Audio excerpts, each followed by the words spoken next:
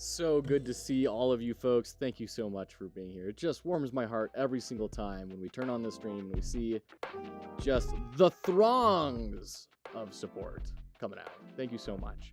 Appreciate you. We're going to go into our ads, our Bezos mandated for your own health multivitamin ads, and then we will dive in. We'll do full introductions. I want to hear how everyone's doing and all that right after these ads. We'll be right there.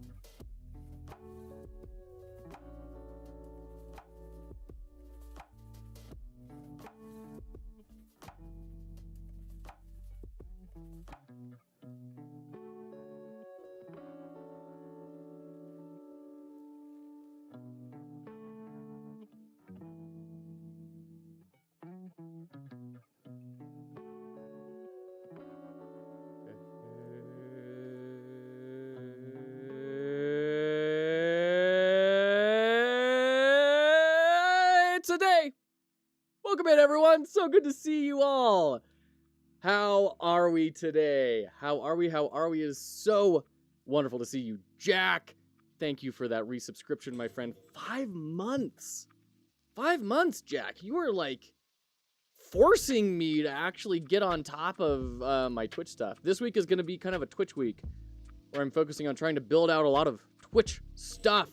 So thank you, Jack. Thank you, Zaft, Mothman, Programmer Jeff, Patrick, Rubik's Cube. Oh, it is so great to see you all in. I want to hear how we're all doing. How's life treating us all? How are you today? Thank you so much for being here. Thank you, everyone who's hanging out, lurking in the shadows. I know there's a bunch. Thank you for being here. I just, man, what an incredible time. What a time to be alive. Okay.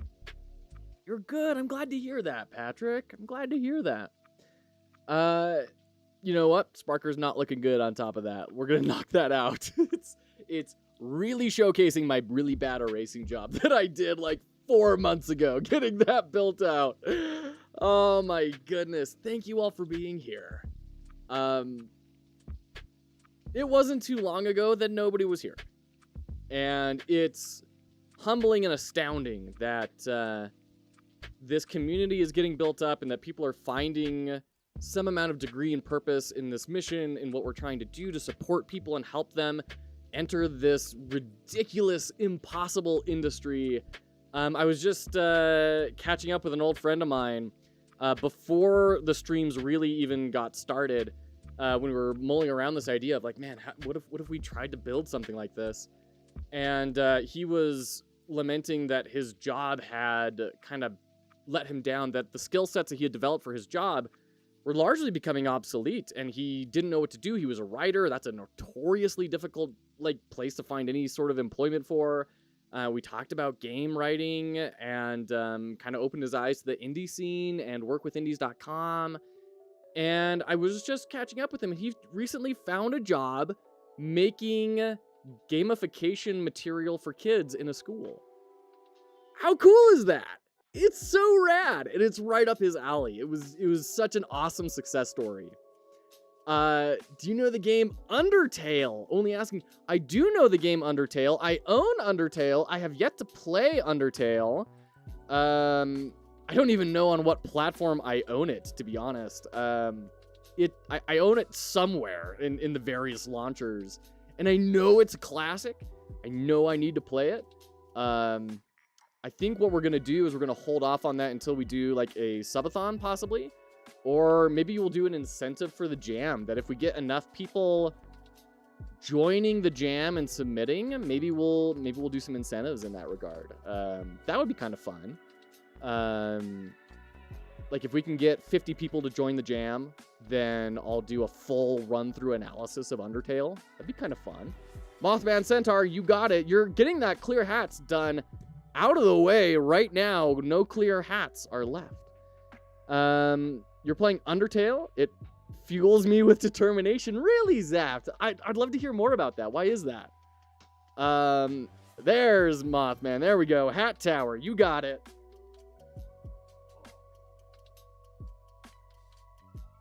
I was in not Mothman. Although if Mothman streamed, I would definitely be in Mothman's stream. I was in Captain Coder's stream today, who, by the way, signed up for the jam. He committed. He's gonna do the gauntlet. It's very exciting. Which is funny because I signed up for his jam. By the way, if you have not signed up for the Captain Coder jam, the Learn You a Game jam, definitely go sign up for that. It's a very wonderful project. 35 people have joined. Lots of prize money. I think he's doing this out of his own pocket. I don't think he's got sponsorships. I think the bro is just like putting up like $750 of his own money for this. It's Captain Coder's a great guy doing a lot of cool things for the community. Definitely go sign up for his jam.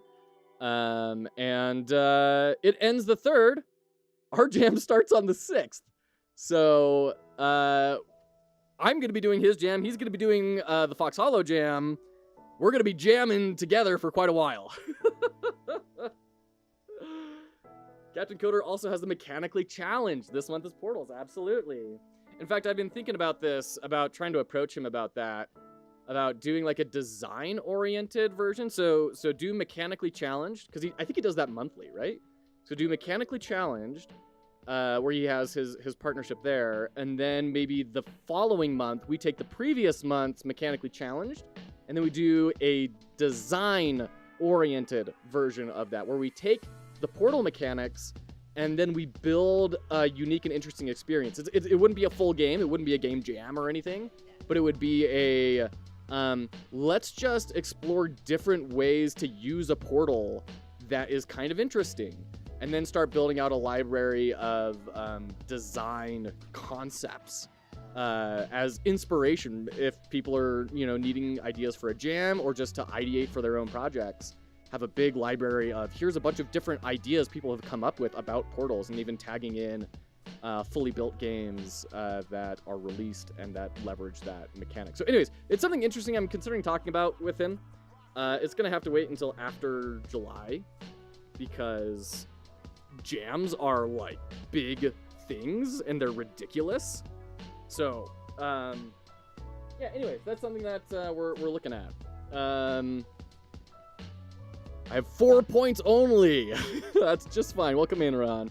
Can we get a link to his game jam? I threw it in the chat. Let me put it again in there. That's the Captain Coder Learn You a Game Jam. And then we've also got our command for the Fox Hollow Jam. So, there you go. Lots of prize money. Between the two of us, there's like $2,000 of prize money. For 2 weeks worth of work, you could come away with potentially 250 plus 300 down here. Hold on, let me turn to remember. 300. I need to make an infographic for this and make it a lot more prominent. You can walk away with 550 bucks, which is not a lot for an income, but it's also pretty cool that within 2 weeks you could have 550 bucks in your account for making some games. Okay. Yeah, Captain Coder is such a cool guy. Super cool dude. Big fan of Captain Coder. Also, he's a big board game and tabletop RPG nerd, so, there you go, my people. Want to redeem Analyze Any Game, so I'm asking, do you know the Stanley Parable? I do know the Stanley Parable. I own the Stanley Parable. Yeah, I love the Stanley Parable. Great experience. And I say experience very deliberately, because I don't know that I'd necessarily call it... I mean, it is a game, but it's not a game as many people would conceptualize it. And I think an experience kind of defines it a little bit better. Yeah, Patrick, once you get to that point, redeem it. I'd love to do Stanley Parable on the stream. Antichamber, same thing. Yeah, same way. Yeah, I've got Antichamber as well. I never made it very far in Antichamber. I got it a long time ago. Yeah, last played August 2014.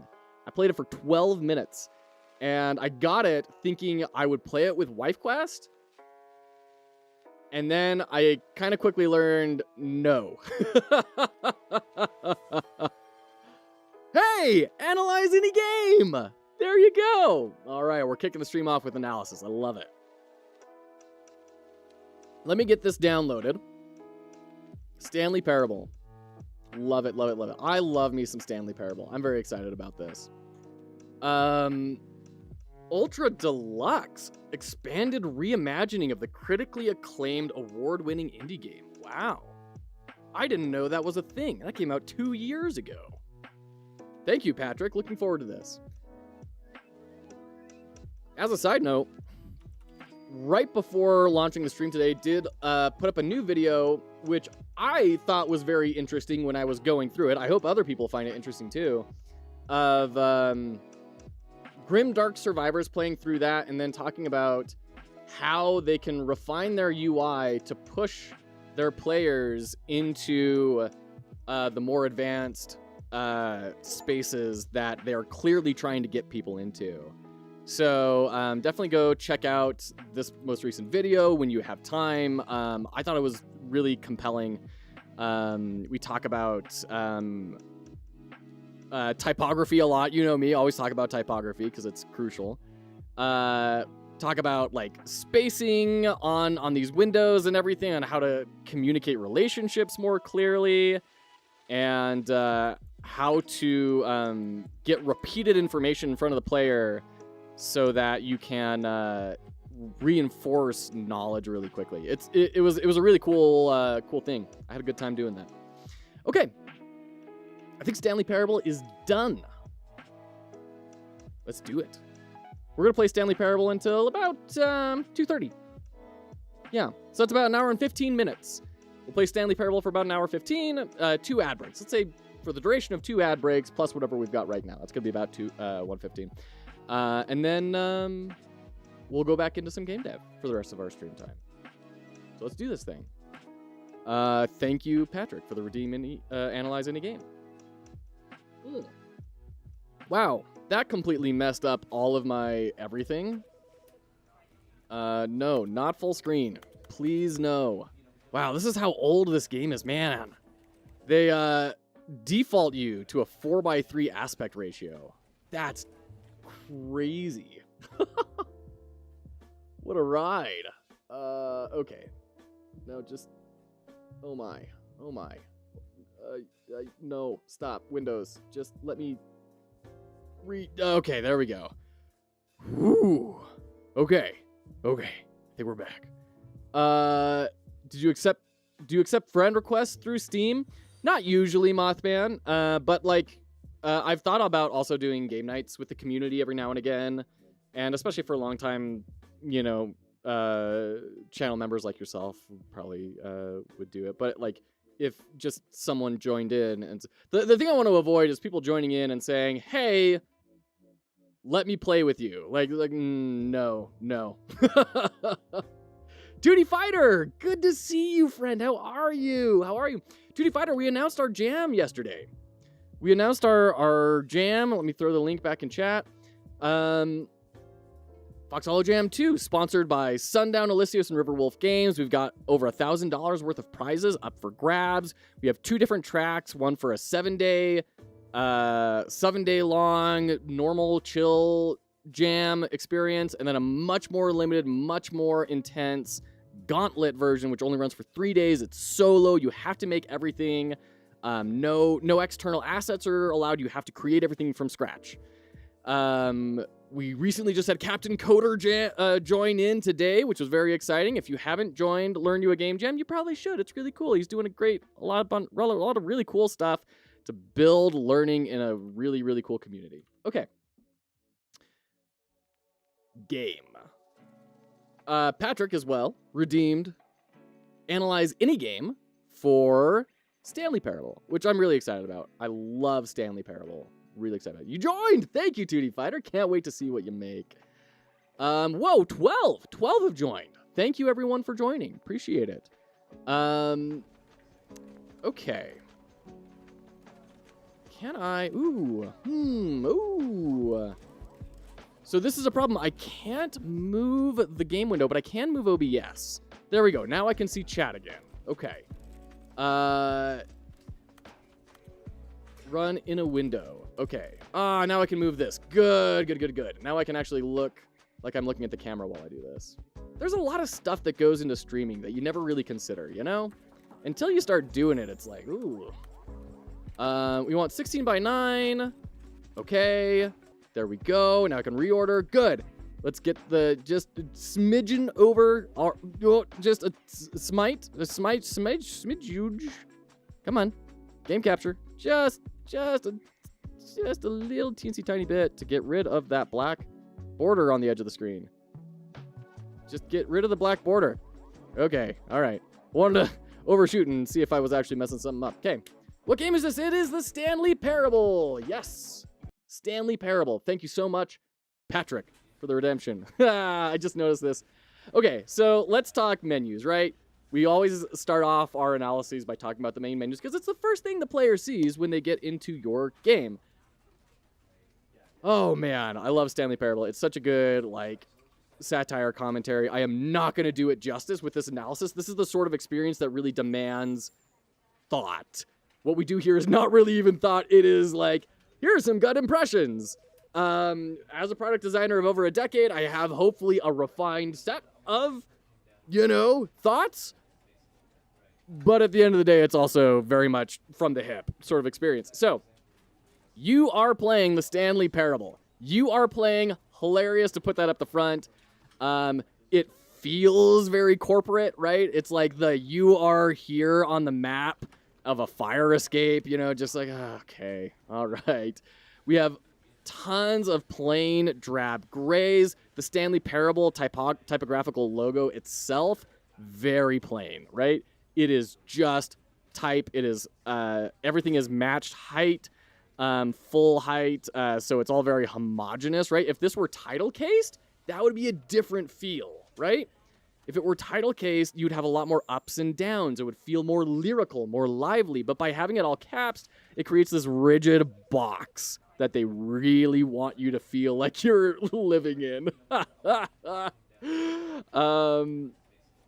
Grays everywhere. The only green is from a low-res photo of a park, which is such... like, if you've never been in corporate America, if you've never lived in a cubicle, this is going to mean less to you. But the artificial white noise and artificial wind that they're pumping through office buildings completely contrasts. It's like it's like living in a really crappy casino, right? Where there's nothing to look at, but they're just throwing few enough amenities at you that your brain doesn't reject the reality and go insane immediately. Have you ever been in an office building where the white noise generator breaks? I have. It's deeply unsettling. I will tell you that much. That white noise generator is incredibly important. For our menu options, fairly standard here. Not a whole lot going on about it, but that's fine. But you see as well, we do have the rag, right? Typographically speaking, that's what this is. This is a rag with that kind of abnormal heights and everything on everything. Didn't know they use white noise generator? Yes, Jack. If you go into an office building and you pay attention, you will hear a slight... like, it'll be super subtle. You won't notice it until it goes away. And then the becomes silence. And it's very disconcerting. So interestingly, yeah, we have the rag brought in with the lowercase. It also creates a bit of information architecture here, right? A little bit of visual hierarchy. All caps, it's like it's screaming at you. It is saying, hey, look up here first, and then we come down to the less important stuff. Set design here, really good. The slightly askew phone, the pens and pencils kind of randomly around the place. Random mystery stains. From, who knows how many lunches prior or spilled pens or whatever that no one is bothering to clean up because it's a cubicle, who cares?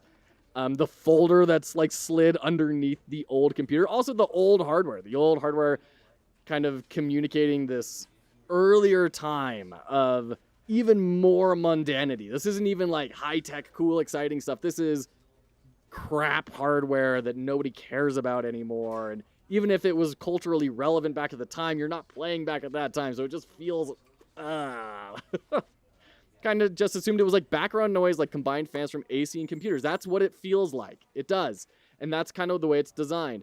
The AC does contribute, but there is absolutely stuff coming through the PA system. Yeah, 100%. It was very strange going through that.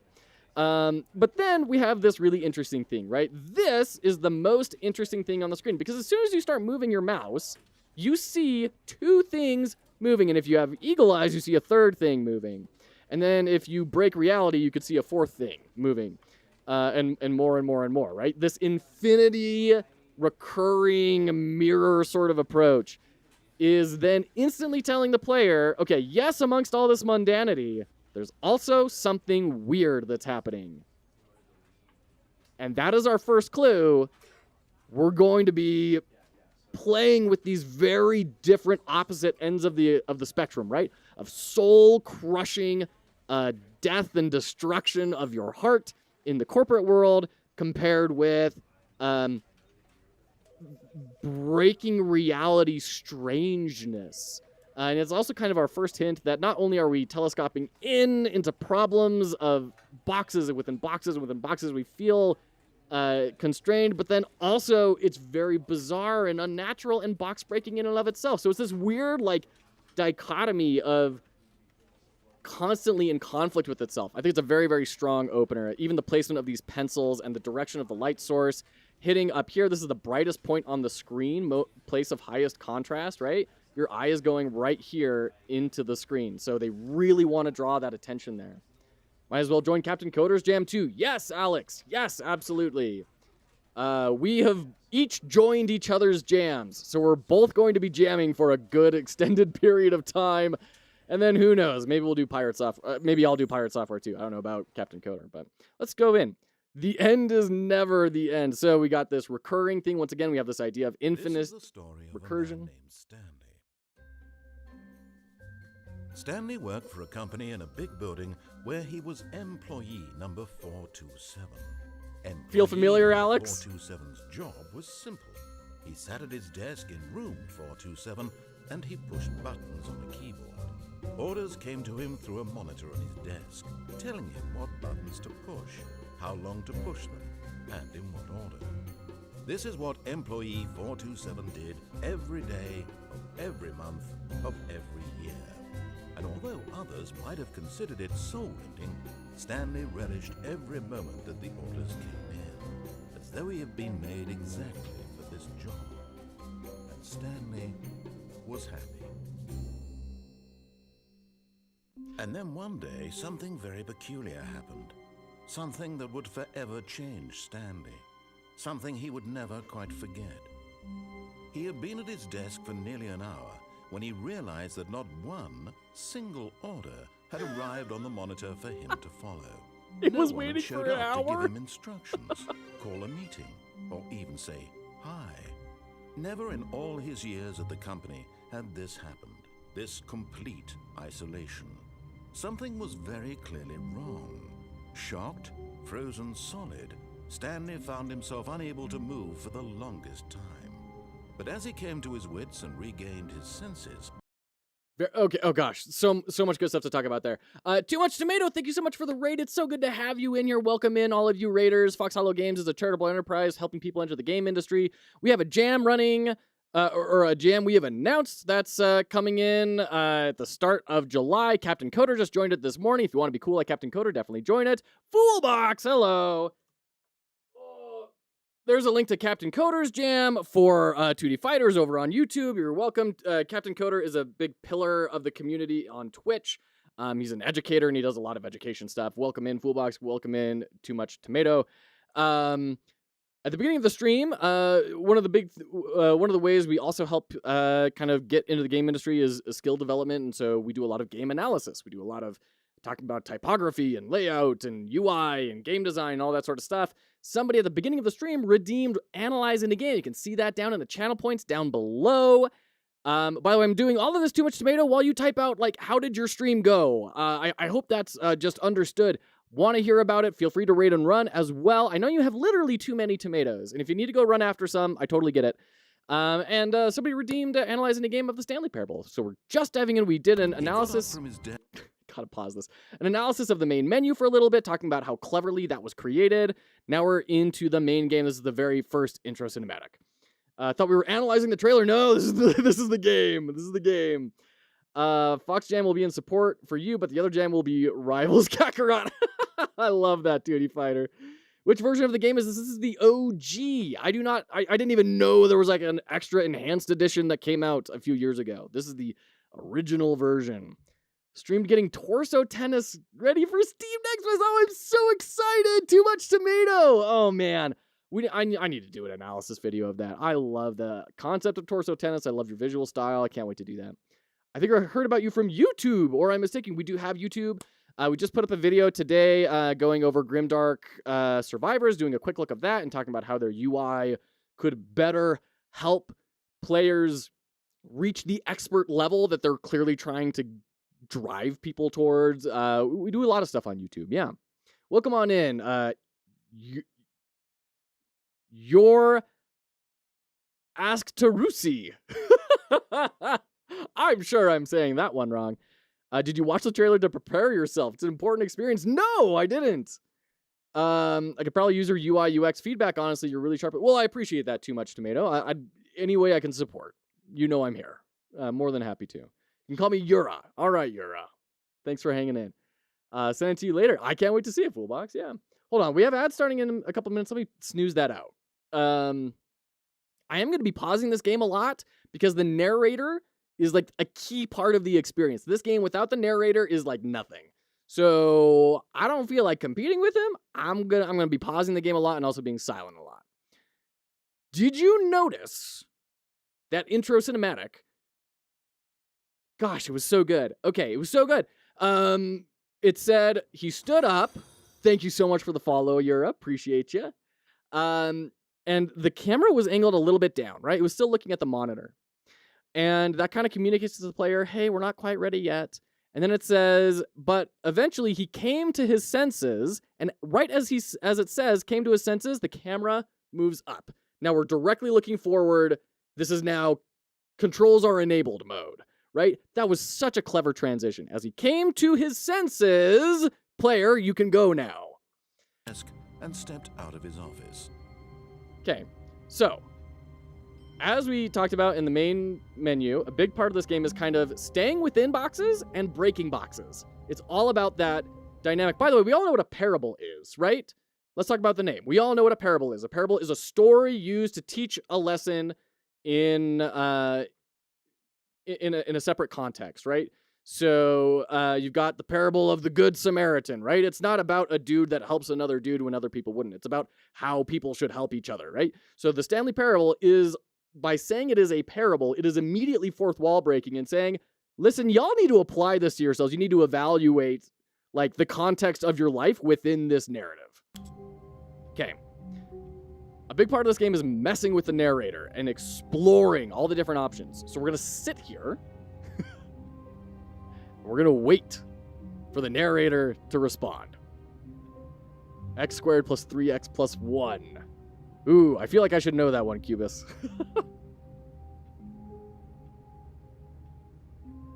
That's a parabola.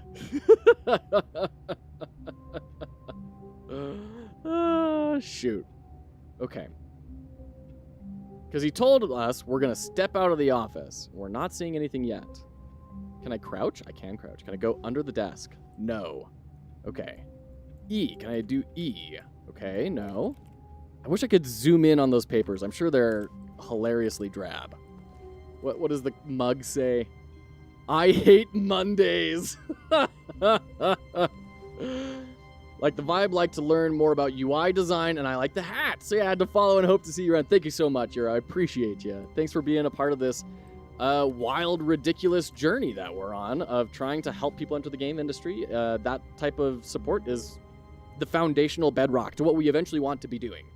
We got the game jams. We're doing these quarterly. Foolbox, out of hats. Okay. I have bad news.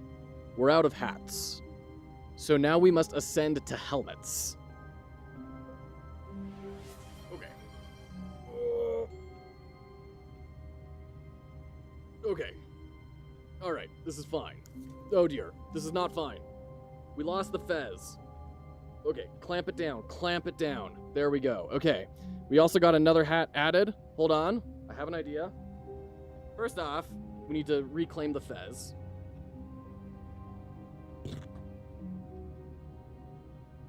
All right, okay, and now we got this. Oh, Patrick. Oh, dear. Oh, dear. Am I going to use Godot? I think so, Tootie Fighter. Yeah. I want to keep learning that engine a lot. I think that's going to be my main engine, even though I do still want to use and learn the others. Impressive stack we got going. Yeah, you know, every now and again, we just turn into hat golems. My son's burp cloth. There we go. Okay. This is fine. We're going to snooze the ads one more time. Out of hats already. I know. People keep stealing my hats. The baseball cap has gone to my wife. She's completely appropriated it. The top hat that I got ages ago, it's gone. I have no idea where it is. Gremlins have stolen it. I don't know. Stanley stood for a long time in one spot. It's part of a game. He likes to see how long he can go without dying. So far, he's doing excellent. And if he just stays right where he is, I'm sure he'll keep up that good momentum. Let's observe the genius at work. Amazing. Amazing. That was a long time to wait for that. That was totally worth it. Lime Blossom, welcome in. Good to see you. Where's your P.O. box? We need to get something set up. I've had people talk about that a lot. I do want to turn on captions for the subtitles. Because, like I said, 90% of this game is the narrator. We need to get a P.O. box going. It'd be funny to make a game analysis about the game Fez and where the Fez. That's hilarious. Benwill with 2 community gift subs. Thank you, Benwill. Thank you so much. Appreciate that. Like I said, we do these game jams, and we're trying to kind of encourage people and get people involved. That's why we've got prize money, is just to, like, get you a little bit more in there, right? Draw people in a little bit more that maybe wouldn't have built a game before, and then see, you know, is this something that you really enjoy or not? Long term, what we really want to be doing is cohorts of 3 to 6 people that we hire full-time, salaried, and bring them in for 3 to 6 months, build a low-scope game together, and then we release it. And then that is now something in their portfolio they can use however they would like, and we revenue split. So that's kind of the long-term vision. The stuff we're doing right now is these are stepping stones that we're using to get to there. So, Queen Anne, hey, good to see ya. I missed that. Inspector Gadget, hello, hello. Whoa, Anonymous with the other 2 subs. Thank you. And we got a hype train going. Thank you so much. Really deeply, truly.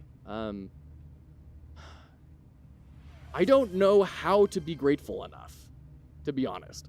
I don't know how to express gratitude. I hope that what we are doing in actions is showing gratitude. So thank you. Okay, hold on. I need to respond to my wife real quick, who's sending me adorable pictures of her and our son. Okay, great. Love it. Do you plan on having people that know what they're doing and pay them to train the noobs? That is something I've thought about a lot, Foolbox. Rubik's Cube, you got it.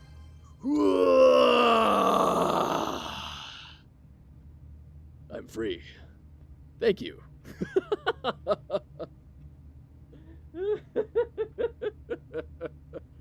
I've thought about that a lot, Foolbox. About one thing we really want to do is set up mentorships with a bunch of different professionals, whether they're in studios or they're self-employed, whatever it is. Have a rotating amount of mentors for each person in that program. So the artist will, get artist mentors. The Lime Blossom, you got it.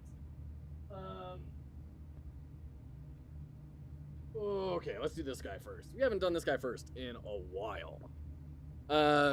Programming individuals will get programming mentors, and every month it'll cycle out to a different mentor. And that's a really big deal to build connections, because it's the thing we really want to avoid is the boot camp problem, right? Where you bring people into your boot camp and they get a skill set and they get out and they can't get hired. A lot of that is networking. A lot of that is being creative in your job search. So we want to build in those networks for people through that mentorship, not only to help them have those networks, but to just improve their skills, get them past roadblocks so we don't churn wheels on something that people can't figure out how to do. And then and then they can also hear from them, we want to do interviews with HR teams and with team leads and managers. Thank you, Anonymous, as well, for the gift sub. Thank you so much. Wow. Gosh, the generosity here. Thank you so much. To bring, what was I saying? Right. Bring in team leads, hiring departments and managers to say, what do you look for when you're looking for teams? We're going to stream those interviews out. We're going to do make resources for the community based off of that. There's a lot of stuff we want to get done here. You should look into what Astrological did. I'm not sure if they still do it, but they had a program where they would pay game devs to make games. Oh, wow. That's super. I've never heard of them. I'll have to check that out. Thank you, Foolbox. Help them with connections and such. Awesome. I've been unemployed for about 8 months now. Yeah, Lime. Similarly, I got laid off back in November. So it's a terrible market. This is not a market where you can survive off of job applications. this is a market where you need to get very creative and passionate about how you accomplish things. So that's what we hope to try and help people figure out how do we do, because a lot of the times it's just, you know, getting the right idea and finding the right industry where you're willing to pour in that much passion into it. Quit my job 8 months ago. There you go, Foolbox. Yeah, absolutely. Yeah. By the way, Foolbox, any news on Comic-Con? Weren't they supposed to get back to you yesterday? We can jostle the handle. You're still waiting? Bro! Bruh. His co-workers were gone. What could it mean? What Stanley the decided deal? to go to the meeting room. Perhaps he had simply missed a memo. No matter how hard Stanley looked, he couldn't find a trace Who of his farted? co-workers. Partition Corp? Providing partitions for 50 years. Oh dear, they're my stress and anxiety right now. I'm coding music to relax. Oh, good for you. We actually had someone in the community, Poke Your Eyes Out Games, who makes music through code. Yeah, it seems really cool. I like work. I just hate my boss. These are so terrible. Ooh, and then, okay, this is cool. Windows. They didn't have to put the windows in here, right? This was an intentional design choice. This is now, once again, communicating. Things are getting spooky. Did you also notice white noise? Like office white noise? Echoey, caverny noise, right? Subtle, but it changes. Listen to it. Listen to the difference there. Ooh. And Rubik's, by the way, I need to get back to your message. I apologize. Yesterday afternoon was crazy. This morning has been crazy. I do plan on getting to your message. So thank you for sending that. In an RPG, do you prefer walking into a shop and it be seamless where the whole world turns black out, but the room, or entering the shop and it loads just the shop, if that makes sense? Rubik's, for me, it's going to depend a lot on a bunch of different things. Number one, can you do the seamless load in a way that is performant? And then what is the shop UI? Is the shop going to be like a Zelda where you're walking around and walk into an object to buy it? If so, that's going to be maybe a little bit different.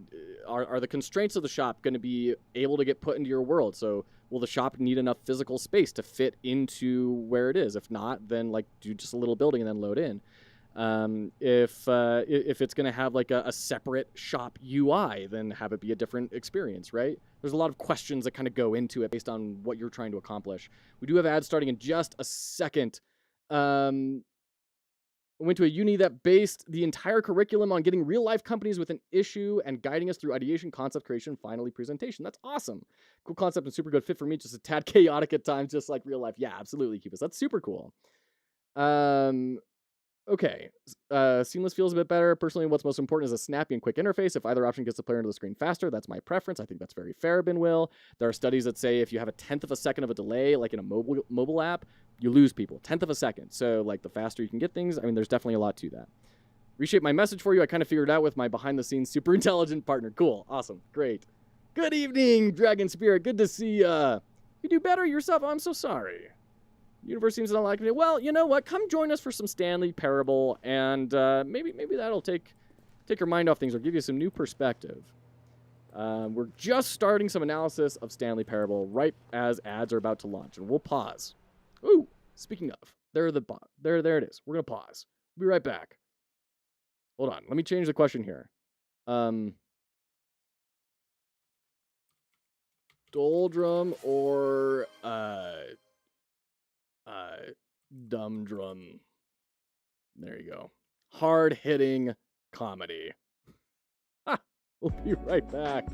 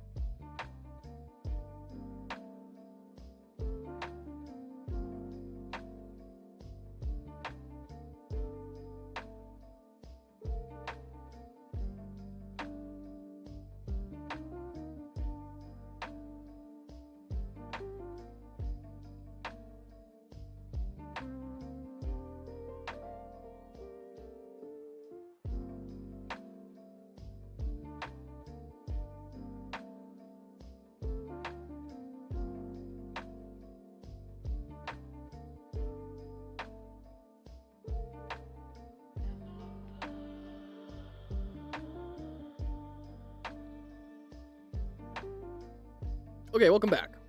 Welcome back. Let's dive into this. Anonymous, whoa, with another Gifts of Anonymous is popping off today. I don't know if that's one Anonymous or multiple Anonymous. Anonymouses? Anonymousin. Anonymous. Anonymon. In any case, thank you. Whoever and however many there are of you, thank you deeply.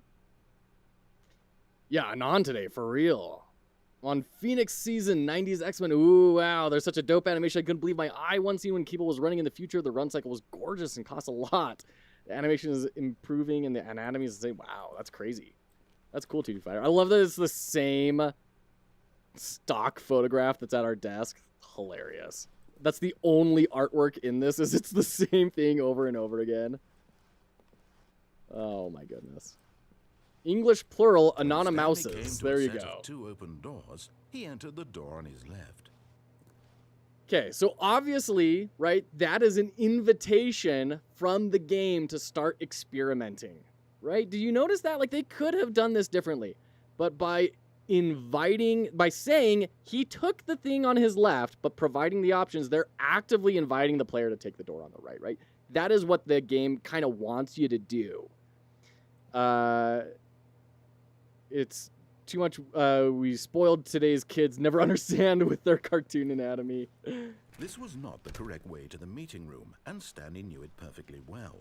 Perhaps he wanted to stop by the employee lounge first, just to admire it. Just to admire it. That's company culture right there, right? Hey, a different thing. A different picture. Ah, yes. Truly a room worth admiring. It had really been worth the detour after all, just to spend a few moments here in this immaculate, beautifully constructed room. Stanley simply stood here, drinking it all in. Drinking, get it? Sodas, drinking. I'm toying with another idea for a game in my head, a side project thing, but yes, really, really worth it being here in the room.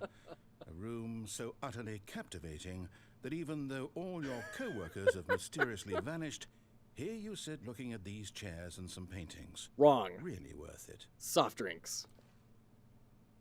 Not sure yet if it is... At this point, Stanley's obsession with this... All right, hold on. Let me catch up with chat. Not yet sure if it's workable. A 1v1 tower defense game. So basically a multiplayer tower defense. Don't know if I ever saw one of those before. I think I've seen some people experimenting with that idea, as well as tower offense games. I definitely think it's a concept that can work. I mean, honestly, it's kind of a permutation on like Clash Royale, right? On these Royale games where you have two players on their bases and they're sending troops at each other. It's like a similar idea, right? You're just adding the tower element on top. Humans read from left to right and is more probable to pick the left door. It's true. It's true. Love the rug. It's a rug, right? Wait, what rug? Bordered on creepy and reflected poorly on his overall personality. It's possible that this is why everyone left. Hilarious. Bloons TD Battles. I've heard that. I haven't played it though. As opposed to non-humans who read right to left. Yeah, I mean, and that's also Western cultures versus Eastern cultures, right? Like if you're developing something for Asian cultures, you're gonna have a totally different cultural experience there. I think there are a few out there. Yeah, okay. Everything's a rug. Yeah, I mean, I want a shirt with that on it. Everything's a rug. Courtesy of Endo, yes, somebody redeemed, Patrick redeemed Analyze Any Game. So we're diving into Stanley Parable, kind of what makes it work, what really makes it such a brilliant experience. Fuel. Coffee mugs get me every time, Stanley man. sat around waiting for more dialogue. When a mugs. long time had passed and there was no more, he decided that the game was trying to send him a message. Yeah, so I mean, this is absolutely incredible. It's an incredible experience, courtesy of Endo. If you never played it, you definitely owe it to yourself. Where's the Exit 8 Stanley Parable mashup? Blades of Doom, hello, welcome in, good to see ya. Yeah, so let's talk about the coffee mugs, because I think this is actually a very intriguing piece of design. They have these mugs scattered everywhere with all these terrible, painful slogans like "I hate Mondays," "Fuel," you know, all the I love work but hate my boss, and it really invites the player to come in and spend time looking at them. Like, who farted? Ha ha. Like, it feels awful. Number one, dad. but all of them are very different. I mean, they're not all unique, but there's a ton of them. And it's just one way to get the player to like start really examining things. I don't know, I think it's very clever. I think it's a very clever little thing. Of the amazing room and took the first open door on his left to get back to business. Once again, they're inviting the player to dissent, right? They're saying this is the room you're supposed to go in, but we're going to have another door that it feels kind of like you feel a little sneaky because it's beyond. It is like a little bit hiding behind this door, right? It's like, ooh, well, wait, what's behind there? So just very clever design of inviting that difference. Okay, let's go the right route. So he detoured through the maintenance section, walked straight ahead to the opposite door, and got back on track. You can see them utilizing this technique over and over and over again. And it's a little bit less funny now just because we've progressed a long time since this. But like back in the day when this released, this technique was enough to carry an experience. Like it was brilliant. And if you still did it today, like you could probably make a full game based off of this in very clever and interesting, unique ways. Can't open that door? Okay. Office Kitsch, yes. And it's so good. I mean, it's so depressingly good. The random stains on the carpet texture and everything. And, oh my gosh. Yet there was not a single person here either. Feeling a wave of disbelief, Stanley decided to go up to his boss's office, hoping he might find an answer there. How to solve a dispute. Also, notice how the projector it's not keyed in correctly, so it's that. Oh my gosh. Using slides to assure employees that everything is okay. Make sure it has a slick blue graphic in the header and throw some bevel on all the text. Oh, who hurt you, Stanley Parable? Everyone is unique. You most of all. Oh my gosh. Yeah, holy cannoli. Number of slides on this slide. Oh, and then we've got all like you can see all of these things that they're doing to invite the player to just soak this all in. Break lights, call a meeting. Like, oh man, I bet even these have really funny things on them. Oh geez. On your boss appreciation minute sheet. Oh my gosh. Wow. Like, okay. Let's talk about also why this is very clever in today's day and age. If you were to rebuild this, why is this such a good idea? Having all of these little things. Okay, first off, random reinforcement, right? Variable conditioning. It is conditioning the player to explore everything because they never know when you're going to find something absolutely incredible and stick around. By having things scroll by and keeping the player engaged by providing value, they're providing humor, right? You know, you don't feel like this is padding. This feels like content. But by doing it this way and inviting that player to dive in and evaluate everything, it's going to boost time in the game on Steam. Do you know how Steam judges their analytics? Stood there doing nothing at all. All right. Thank you, narrator. The way Steam knows which things to promote, or at least some big parts of it, are number one, sales and income. But secondly, time spent in the game. So if you get your players to engage in the game, and like this room probably took a little while, but it was just things that were built. This is not new systems. This is not new mechanics. This is not scope creep. This is just a room with a lot of very clever things in it. And you do that enough times and people start looking at the coffee mugs. They start waiting for the slides to go through. That boosts up the playtime, which is going to make Steam say, hey, people really enjoy this. Let's push this out more, right? This is a very good analytical hack. Teaching offspring the importance of union busting. Oh, shoot. Hey, Blades, thank you so much for joining the jam. I can't wait to see what you make. Love how the PowerPoint is self-aware. I have Yeah. nothing better to do with my time than to sit around and describe every fascinating little detail of his inability to do anything. This is why Stanley and I are on such good terms. Amazing. Absolutely amazing. Okay. So once again, right? These are really clever ways to get people engaging with your stuff for longer, which is going to improve your analytics for Steam and push your game out to more people. Okay. Self-closing. Broom closet. Yep, that's inviting the player to come in here. Stanley stepped into the broom closet, but there was nothing here, so he turned around and got back on track. Once again, inviting the player to sit still and do nothing, cranking up that playtime. Okay. Coming to a staircase, Stanley walked upstairs to his boss's office. So what happens if we go down? Oh dear. Big red room. Oh. Big red light. Can I hide? Can I just... This is my home now. Fool box. This is the home. I'm pretty sure that door's going to shut behind me if I walk through it, so I don't want to do that. Let's go through the normal route. Harry Potter under the staircase. That's Fool Box's turf. Once again, using lighting, sound, and everything to draw the player in. Oh, now we've got a very different space. Executive bathroom. Yes. Don't steal Fool Box's house.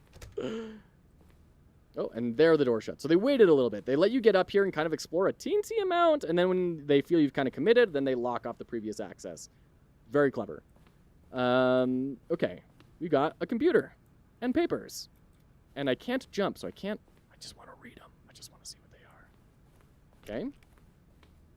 Okay. Plant. Take plant. Stepping into his manager's office, Stanley was once again... Sorry. Take a look at the ceiling height on this sucker, right? Ceiling height is a big indicator of power, freedom, authority. So really tall ceiling, important to communicate that feeling you have when you go into, into a place of authority like that. That's not original Stanley Parable, right? The original is made with Source and was free to play. Oh, very cool. I didn't know that. Stunned to discover not an indication of any human life. Shocked, unraveled, Stanley wondered in disbelief who orchestrated this. What dark secret was being held from him? What he could not have known was that the keypad behind the boss's desk guarded the terrible truth that his boss had been keeping from him. And so the boss had assigned it an extra secret PIN number, 2845. But of course, Stanley couldn't possibly have known this. So, okay. This is the happy path, right? Oh gosh, oh jeez. Once again, it's a Stanley parable, just right? sat around twiddling his thumbs. Trying to input anything on the device was useless, since he could never possibly know that the combination was 2845. It's a parable. It's metaphorical. It is inviting you by the very name to kind of look inwardly with this. Oh, hold on. I think I got a baby delivery. All right. Come here.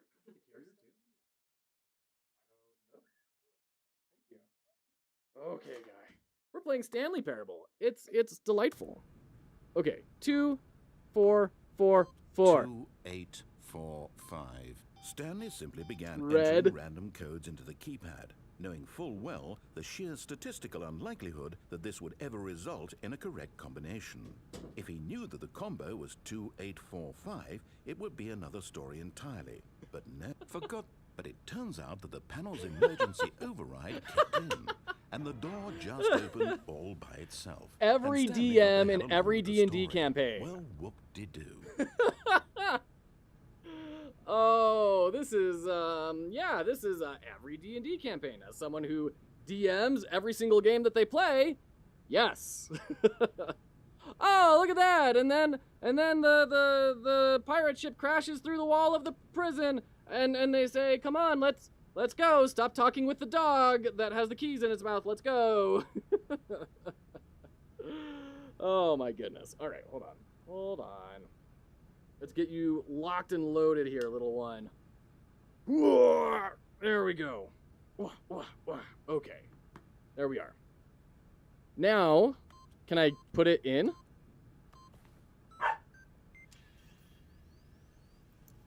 Oh, you're not going to give me a dialogue line? Boo. All right. So we got this whole thing sliding up. Let's go check it out. By saying the boss hid this from him, the terrible secret, it's this antagonistic relationship that they're setting up, right?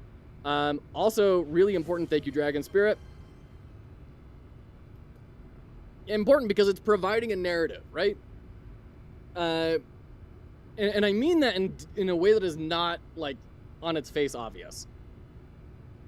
It is creating a relationship with the player in a narrative sense that does not actually exist. There is no boss. There is no greater plot to Stanley Parable. That's not the point of the game. But it is providing this conflict because that is saying that is what games do, right? This whole thing is to deconstruct what is a game and to make this self-referential exploration of what does this mean? We're used to conflict in games.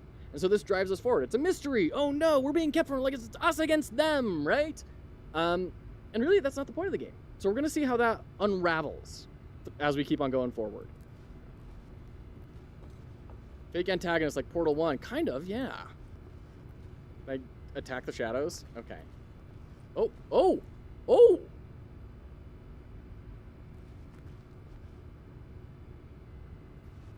I don't know where I'm going. It's so dark. Hold on. Oh, let's crank up our FOV too.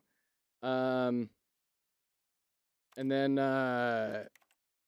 brightness? I just want brightness. You're not going to give me brightness? That's weird. Really? Whoa. Crazy. Oop, oop, oop. I think I see a wall that I can kind of follow. Oh, I'm just back to where I was. All right, whatever. There's something cool over there. I can't figure out what it is. These bright lights make it impossible for me to see. I have to get my kids for dance. I revised my question to 3. No rush and no worries if you want to answer 1, 2, 3, and none. Okay, great. Rubik's, can't wait to check it out. Thanks so much for hanging out. Best of luck getting your kids from dance.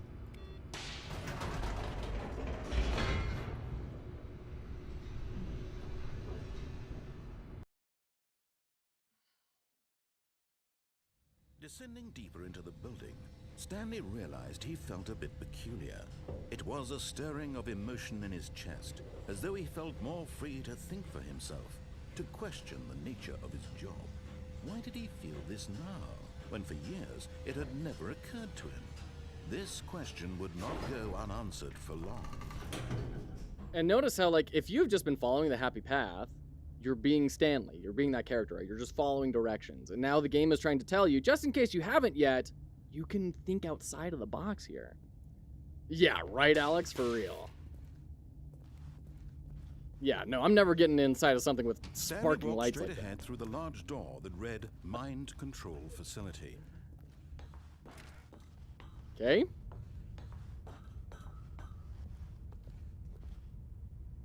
What? I want a zoom! The lights rose on an enormous room packed with television screens. Oh, it's Cerebro. What horrible secret did this place hold? Stanley thought to himself. Did he have the strength to find out? I mean, you can tell even that, like, the narrator's heart is not in this. It's like, okay, here's your story, gamer. Here you go. Now the monitors jumped to life, their true nature revealed. Each bore the number of an employee in the building, Stanley's co-workers. The lives of so many individuals reduced. Do you notice how it said name of an employee and they were all the numbers? To images on a screen, and Stanley, one of them, eternally monitored in this place where freedom meant nothing.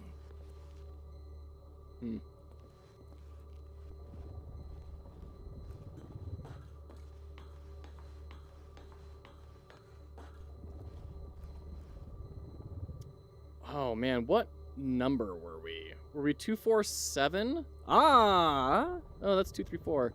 I don't think that's us. Ultimate gaming setup. Facility. It was too horrible to believe. It couldn't be true. Had Stanley really been under someone's control all this time? Was this the only reason he was happy with his boring job? That his emotions had been manipulated to accept it blindly? No. He refused to believe it. He couldn't accept it. His own life in someone else's control? Never. Wow. It was unthinkable, wasn't it? I can't believe someone's controlling him right now. Spent his entire So weird. Life utterly blind to the world. Oh, Here was the goodness. proof. The heart of the operation. Controls labeled with emotions. Happy or sad or content. Walking, eating, working, all of it monitored and commanded from this very place. And as the cold reality of his past began to sink in, Stanley decided that this machinery would never again exert its terrible power over another human life. For he would dismantle the controls once and for all. Okay, hold on. So there's obviously a lot of stuff to explore over here, right? Mind controls idle awaiting input. I kind of want to go check out Cerebro over here. System power. On. Oh, Stanley, you didn't just activate the controls, did you? Was that After bad? they kept you enslaved all these years, you go and you try to take control of the machine for yourself. Is that what you wanted? Control? Oh, Stanley, I applaud your effort, I really do. But you need to understand, there's only so much that machine can do. You were supposed to let it go, turn the controls off, and leave. They were already If off. you want to throw my story off track, you're going to have to do much better than that. I'm afraid you don't have nearly the power you think you do. For example, and I believe you'll find this pertinent, Stanley suddenly realized he had just initiated the network's emergency detonation system. In the event that this machine is activated without proper DNA identification, nuclear detonators are set to explode, eliminating the entire complex. How long until detonation then? Let's say 2 minutes. Ah, now this is making things a little more fun, isn't it, Okay, there's Stanley? the door. It's your time to shine. You are the star. It's your story now. Shape it to your heart's desires. Oh, this is much better than what I had in mind. What a shame we have so little time left to enjoy it. Mere moments until the bomb goes off. But what precious moments each one of them is. More time to talk about you, about me, where we're going, what all this means. I barely know where to start. Oh, shoot. What's that? You'd like to know where your co-workers are? A moment of solace before you're obliterated? All right, I'm in a good mood. You're gonna die anyway. I'll tell you exactly what happened to them. I erased them. I turned off the machine. I set you free. Of course, that was merely in this instance of the story. Sometimes when I tell it, I simply let you sit there in your office forever, pushing buttons endlessly and then dying alone. Other times, I let the office sink into the ground, swallowing everyone inside, or I let it burn to a crisp. I have to say this, though, this version of events has been rather amusing. Watching you try to make sense of everything and take back the control wrested away from you, it's quite rich. I almost hate to see it go. But I'm sure whatever I come up with on the next go-around will be even better. My goodness, only 34 seconds left. But I'm enjoying this so much. You know what? To hell with it. I'm going to put some extra time on the clock, why not? These are precious additional seconds, Stanley. Time doesn't grow on trees. Oh dear me, what's the matter, Stanley? Is it that you have no idea where you're going or what you're supposed to be doing right now? Or did you just assume when you saw that timer that something in this room was capable of turning it off? Yep. I mean, look at you. Running from button to button, screen to screen, clicking on every little thing in this room. These numbered buttons, no, these colored ones, or maybe this big red button, or this door. Everything, anything, something here will save me. Why would you think that, Stanley? That this video game can be beaten? Won? Solved? Do you have any idea what your purpose in this place is? Stanley, you're in for quite a disappointment. But here's a spoiler for you. That timer isn't a catalyst to keep the action moving along. It's just seconds ticking away to your death. You're only still playing instead of watching a cutscene because I want to watch you for every moment that you're powerless. To see you made humble. This is not a challenge. It's a tragedy. You wanted to control this world, that's fine. But I'm going to destroy it first, so you can't. Goodbye, employee Take a look at the clock. 427. That's 30 seconds you have left to struggle. 30 seconds until a big boom and then nothing. No ending here, just you being blown to pieces. Will you cling desperately to your frail life, or will you let it go peacefully? Another choice. Make it count, or don't. It's all the same to me, all a part of the Darn journey. it. And believe me, I will be laughing at every second of your inevitable life from the moment we fade in until We're the gonna stay moment right I here. say, happily ever after. Incredible. Get Loki on the phone. I love it. Multiverse confirmed. Oh my goodness. There's clearly a puzzle here. I mean, I don't know. Maybe there was a puzzle there. Maybe those were all red herrings. I did buttons 1 through 5. I couldn't find any rhyme or reason to the other things. It could just be red herrings. All of his co-workers were gone. What could it mean? Stanley decided to go to the meeting room. Perhaps he had simply missed a memo.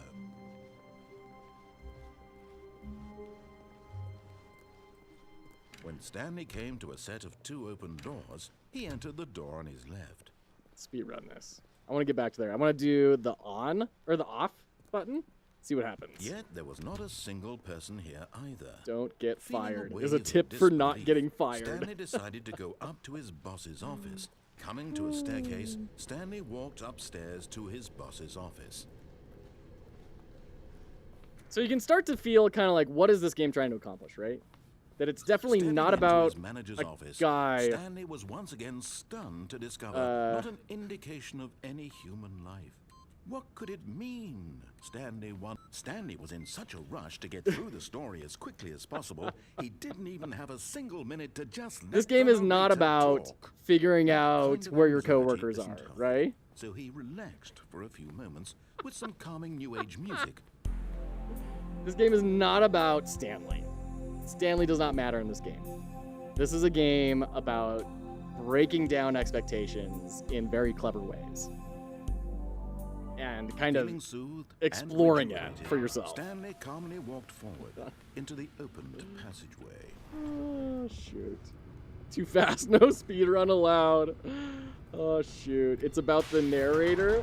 Oh, well, I mean, like, as far as, like, what reward we get out of it, I would agree it is about the narrator. If this game didn't have the narrator in it, it's not really a tenth of the experience. But oh, we got ads. We'll be right back. We'll be right back. Don't go anywhere.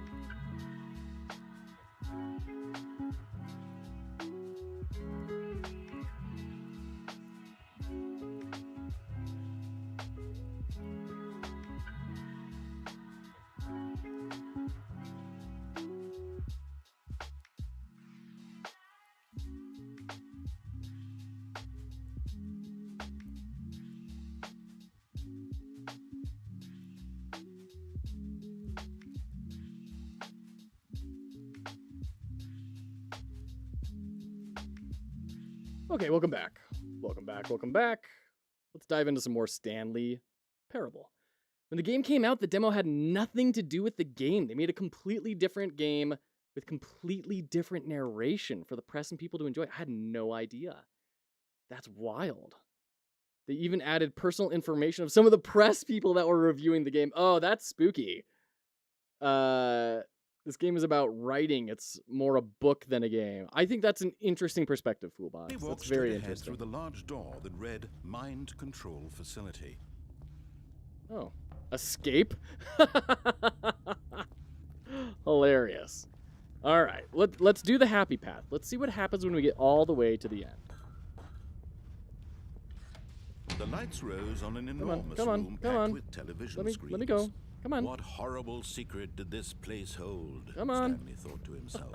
Did he have the strength to So find you start out? to see this game is about repetition as well, right? You're going through I'm going to tell you, there's, I believe, Now the moment hundreds jumped. of Their possible true nature endings revealed. for this. Each bore the number of an employee. There's a in the building. lot. There's a Stanley's lot going on in coworkers, this game. the lives And of you're so going to many be individuals playing reduced to through images on a screen. many, many, And many Stanley, times one of in order to them, experience eternally life. monitoring Exactly, this Cubus. place, Exactly where I was freedom going. meant It's basically a nothing. roguelike. I just don't know if there's actually like a win condition to it or not. I've, played it some, but I don't think I even ever did this path when I played it on my To own. believe it couldn't be true. Had Stanley really been under someone's control all this time? Was this the only reason he was happy with his boring job? That his emotions Define had win. been Exactly, manipulated Fullbox. to Yeah. accept it blindly? Exactly. And I think that's exactly what Stanley No. Parable is meant to do. He It's refused meant believe to it. invite He you to couldn't kind of accept consider, it. His own life do you in need a someone win else's condition in a game? control? Never. Like, It was unthinkable. maybe the winning Wasn't is it? finding Was new it even dialogue. possible? Had That's he not truly like we've saved the spent his princess. That's entire not life we slew the utterly demon lord. That's not we blind made to the coolest world? castle. That's something Here was different. The proof, the heart of the operation. Controls labeled with emotions. Happy or sad. The Parable is a or comparison to content. life. There is Walking, no eating, win. Working. Yeah, I All like of it that. monitored and commanded from this very place. And as the cold reality of his past began to sink in, Stanley decided that this machinery would never.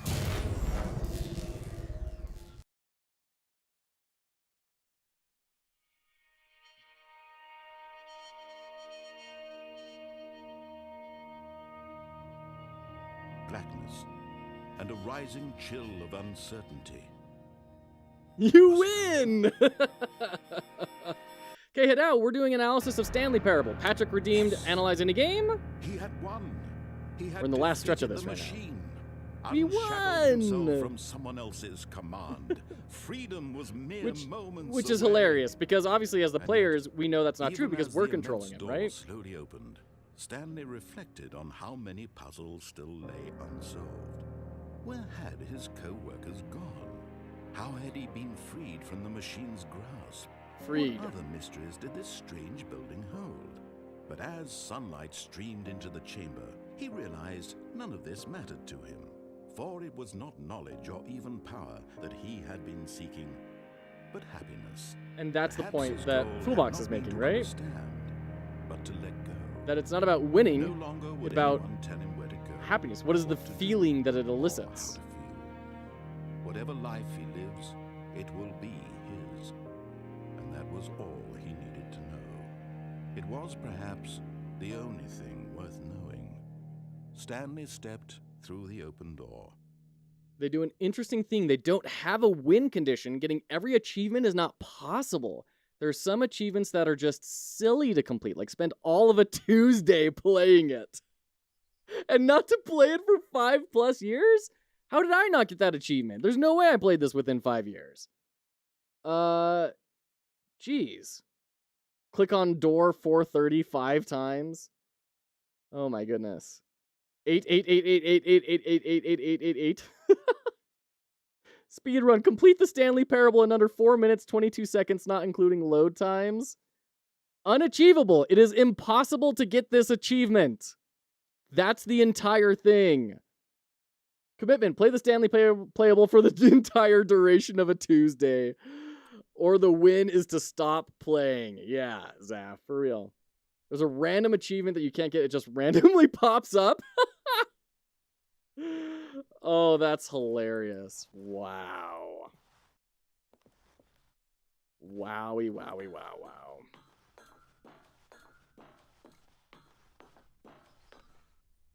Stanley felt the cool breeze upon his skin, the feeling of liberation, the immense possibility of the new path before him. But then he woke up. This was exactly the way, right now, that things were meant to happen. And Stanley was happy.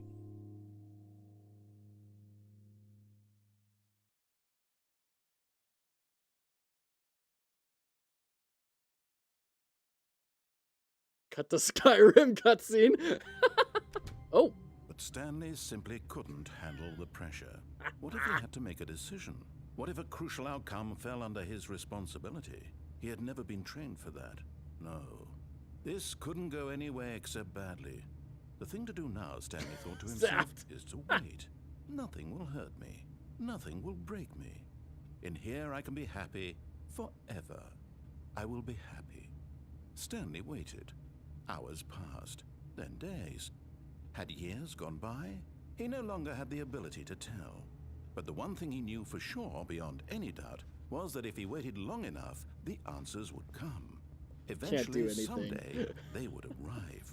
Soon, very soon now, this will end. He will be spoken to. He will be told what to do. Now it's just a little bit closer. Now it's even closer. Here it comes. Oh! It's hard making good UI in black and white. It can be, Yura. Absolutely. But Stanley simply couldn't handle the pressure. Wait, are we just going to time loop? Make a decision. What if a crucial Are we outcome stuck? fell under his responsibility? He had never been trained for that. Let me out! This couldn't go anywhere except badly. The thing to do now, Stanley thought to Oh himself, my goodness. is to wait. Nothing will hurt me. All right, we're going to wait through this one more time, and if it does the same thing, we're just going to restart. I will be happy. Stanley waited. Hours passed, then days. Had years gone by? He no longer had the ability to tell. But the one thing he knew for sure, beyond any doubt, was that if he waited long enough, the answers would come. Eventually, someday... I mean, it's kind of interesting that, like, there isn't really any UI in this game, right? Like, there's the subtitles, but that only kind of counts. He will be told roughly 10 seconds based on the clock. Now it's just Imagine you're supposed to close the door on purpose. Seems it happened by accident. It closes automatically, Queen Anne. That's when you need to wait 5 years. Rush forward. Got it.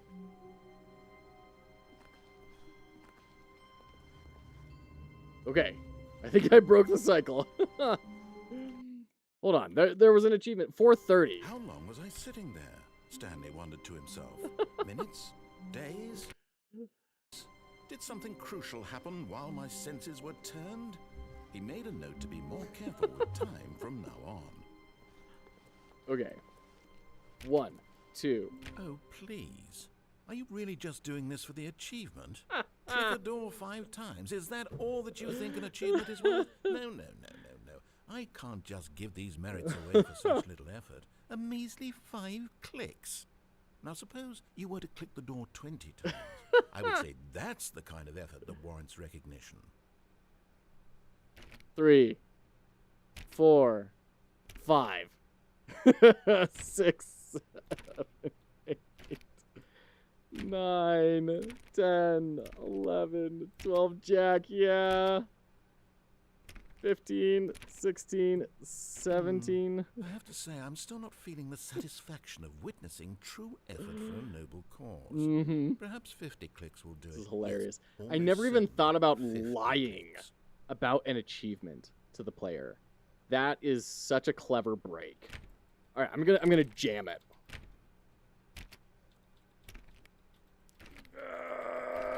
No, I'm still not feeling it. I want this achievement to have meant something. It has to be a true reward for valiant effort. I want to see some hustle, Stanley. I want to see commitment, a willingness to go all the way, no matter what the cost. Why don't you go put 20 clicks into door number 417? Okay. Triple click button engage. Where's door 417? There it is. This is the haggling scene from Life of Brian. Click a few times on door 437. Oh dear. Oh dear. I don't like that I'm following his instructions. What happens if I keep going back to 430 and I just jam on it? Gonna do anything for me? I know I said 437. I want to see if I go back to the original door of the achievement, if that's gonna, like, give it to me, right? Alright. Alright. I think we're probably drilled that well dry. Excellent. I think we're getting somewhere. Now, door 415. Let's give it 10 clicks or so. Oh my gosh. Throwing us into a whole side quest. I like when games mock players when they're achievement hunters. In Undertale, there was an achievement, and the game said after completing, I know you only did that for the achievement. Hilarious. Now, back to door number 437. Oh, boy. The spilled coffee. This game is manhandling you. You were the one that wanted the side quest. Can't really complain, for real. You'll never get to the real ending. It's a little too hard. The copy machine. Oh, jeez. All right, back to room 417. I'm really feeling it now. I think we're getting somewhere. Oh, my gosh. Hilarious. Okay, now go climb on employee You 419's can't. desk. You can't climb. Oh. Yes, this is great. You're putting it all on the line, Stanley. I like that. All right, let's keep it up. Go give me a few clicks on door 416. Interesting. That's got to be another puzzle right there. The monitor. We've almost got it. Now the copy machine, do that one again. Is there another copy machine I can click on? No, dang. I feel like achievements can be a nice async conversation with the developer sometimes. I can see that. Finish it off, Stanley. 5 clicks on door 43. Yes! We did it! Oh, wow. That felt amazing. Oh, you really earned it, Stanley. Nothing could hold you back. Yes, I'm very proud of how far we've come today. Just think, only a few minutes ago, you believed an achievement was worth 5 little clicks. Really now? What were you thinking? Hilarious. Why is he so emotive? We just went through that entire thing and he was so deadpan. Now he's so excited. Oh my gosh. Hilarious. I love that. Yeah, there's this input receive thing, right? Like, we, it said no input, and then I clicked on it, and then something popped up, and now there's nothing there. Or rather, we can't keep clicking on it. So I'm wondering if there's, like, more monitors to go futz around with. Stand on the keyboard IRL. Yeah, there's a motion sensor in this game. Oh, and that's how we could climb in. Oh, wait a minute. Hold on. What's this? Knowing your city, where you can possibly... Before you can possibly know where to begin your new street vending operation, you first have to get to know your city. I'll use Georgetown as an example in this book, but in order to really get the knowledge, it's best to go explore. Amazing. Holy cow. Okay. Well, that was a ride. When Stanley came to a set of all right, let's go contrarian this time. This was not the correct We'll go full way to the meeting contrarian. room, and Stanley knew it perfectly well. Perhaps he wanted to stop by the employee lounge first, just to admire it. Can we stand up on this? Is that a step? No? Okay. Wow. Yes, this room. But eager to get back to business, Stanley took the first open door on his left. We're going to go through the not open door on the left. Stanley was so bad at following directions, it's incredible he wasn't fired years ago. Caution, do not lie. If you are lying right now, stop. Oh, amazing. Warning, do not jump from the cargo lift while it's in motion. Will cause death. Penalty for misuse of cargo lift, $1,000.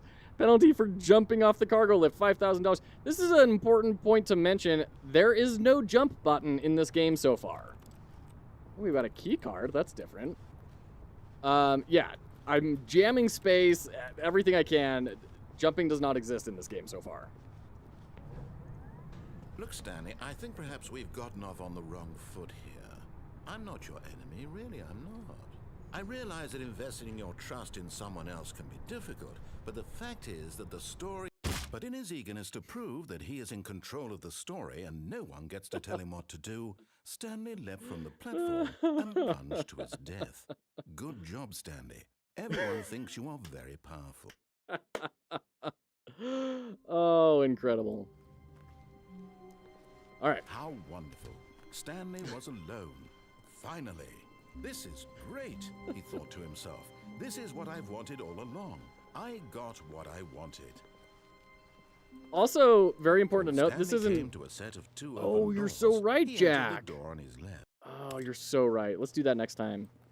This was not the correct way Chat to is the do it, intrusive and thought. Stanley knew it perfectly well. Perhaps he wanted This is a to stop super by the streamable employee game, lounge right? This is a first, just great to way admire to it. get streamers to play because there's a lot of lounge chat is interaction, right? Like sublime. all these different A branching work of paths. art. Oh, try this. Oh, But try eager that. to get back to business, Stanley took Really the first streamable. The open problem door on is his it's... left. I mean, I guess it's somewhat replayable. Like if you only...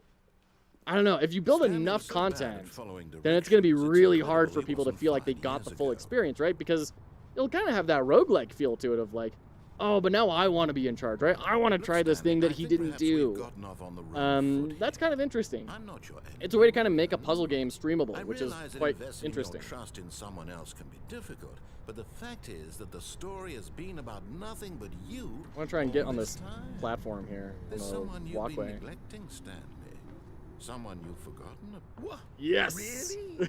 I was in the middle of something. Do you have zero consideration for others? Are you that convinced that I want something bad to happen to you?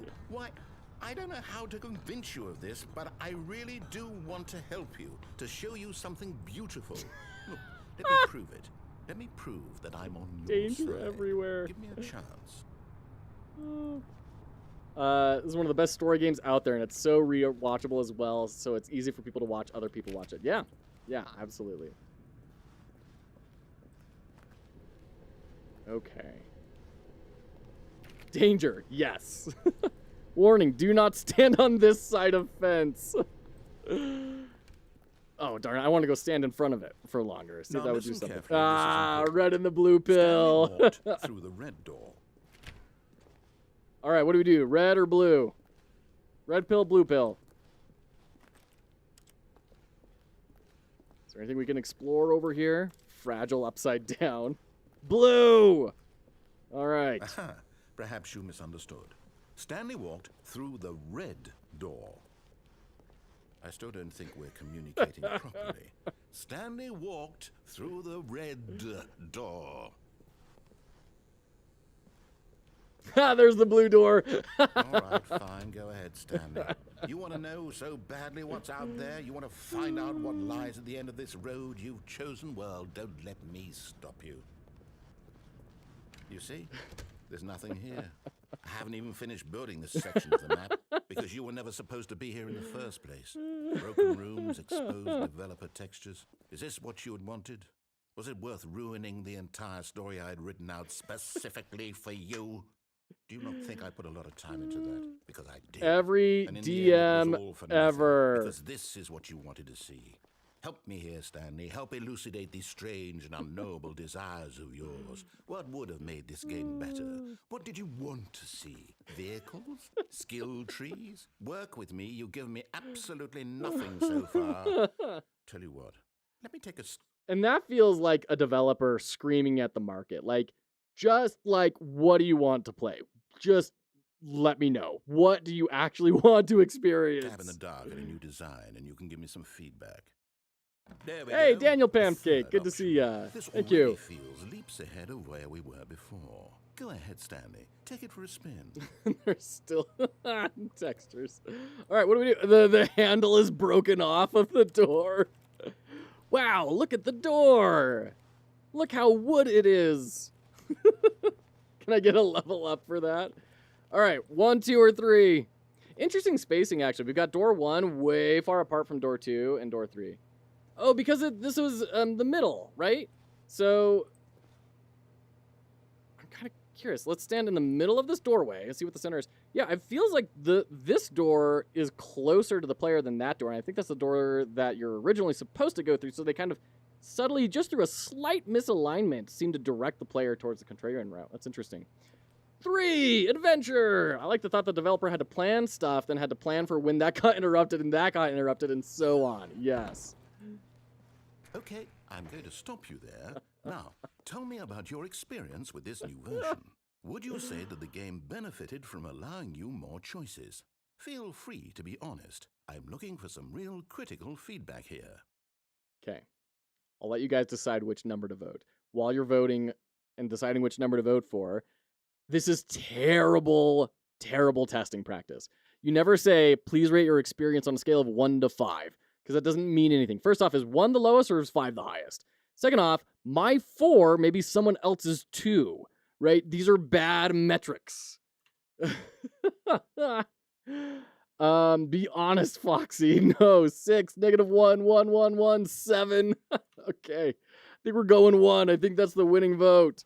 Is 1 the best or the worst? Who knows? A 1? I mean, I can understand if you had reservations, you saw ways the game could be improved to more fully express itself mechanically and artistically, but a 1? That's not even helpful. What am I supposed to do with that? That's why you don't do I guess surveys it like isn't my this. place to judge. Because they're not Here, helpful. based on the data from your previous playthrough, I've compiled a new version. And to be perfectly candid, I think I've knocked it out of the park with this one. Let's take a look. Oh, we're just skipping. It's getting more and more scuffed. The worldwide leaderboard. Good old Neil, Skid, and Nicho Nachable. In total, all of these. Oh my gosh. Only the worst 3% of players chose the blue door.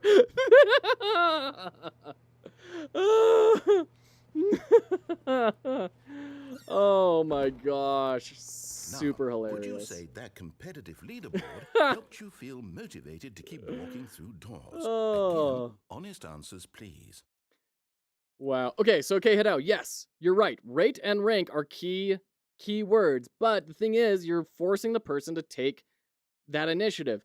And if you're sending this out to 30,000 people for a survey, guess what? Some people are going to get it wrong, just statistically. I nearly forgot. I've got a prototype of a new game I've been working on, and now would be a lovely opportunity to give it some playtesting. You wouldn't mind taking a look at it, would you? Perfect. Let me boot it up. It's a little better with the leaderboard. In this game, Oh gosh, I remember this. I remember seeing this years ago. You click the button to move him back. I have a baby And if now, he reaches game. the fire, you fail. It's a very meaningful game, all about the desperation and tedium of endlessly confronting the demands of family life. Oh, I think gosh. the art world will really That's take the real notice. ending. But of course, the message of the game Don't let him only see becomes it. clear once you've been playing it for about 4 hours. For So 4 make sure you hours. give it 4 hours of play to make sure it's effective. Be sure Oh, to keep notes on your shoot. experience. Hold on, we're gonna snooze the ads real quick. Oh gosh, I can't get back to the game. I can't get back to the game in time. Sorry. You Sorry, baby. heartless bastard. Did you do it because you hate babies or purely to spite me? Because if it's the latter, well, I don't know what to do. I'm completely out of ideas. I can't think of a single thing that might improve the experience for me. I'm not even going to try. I'm out. I'm done. It's over. Thank you for playing. Your input was extremely valuable. Oh, hey, since my game was so awful, why don't we play... After 2 hours, you have 2 buttons to press? Are you serious, Foolbox? Wow. someone else's game, just to ease the pain. Let's see. What do we have here? Yes, this seems like it'll work. Let's give it a shot. Well, Stanley, is this any better? At last, You're the one thing you've always desired. A game I had absolutely nothing to do with. But is it enough? Tell me that, Stanley. Will it ever be enough? Well, I'll say this. I'm done making things for you. From now on, I will only create to fulfill a greater artistic purpose. Watch this, Stanley. I'm going to build a house.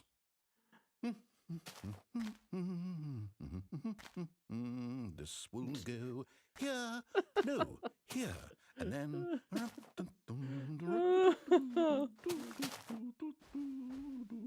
Let's see, what does it need? Yes, of course. And just to finish it all off, yes, it's complete. I made this, Stanley. Look at it. Gaze upon my work of art and feel ashamed at your own inadequacy. But you've only seen it from the outside. You've only gotten half the experience. Please, step inside and make yourself comfortable. No. That looks like a tomb. That looks like a scary place. No, thank you, Mr. Narrator, sir. It's great. I love that. This is Stanley Parable, Tom Millman. The Stanley Parable. Looks like an office. Yeah. Tom, this is a classic Ludo narrative masterclass. I love that it still has the sound effects. Okay. Just went full circle. I can't even go inside of it. Oh, there we go. Isn't it grand? I'm going to stand in the way of the door. It could only be better if... Wait, that's it. We must rebuild it out of Foolbox's diamond. office. Diamond everything. Yes. Come along, Stanley. We have to go mining. Oh, dear. Okay. Oh, my. It looks like it's going to get a bit dark. Have you brought a light? It's cold there. Oh, shoot. Use. Oh, no. This is far more open-ended than I had in mind. I'm looking for something more narrow and linear. Something that makes you feel utterly irrelevant. This won't do at all. 1 out of 5. Even the diamonds couldn't save this one. Okay, new game.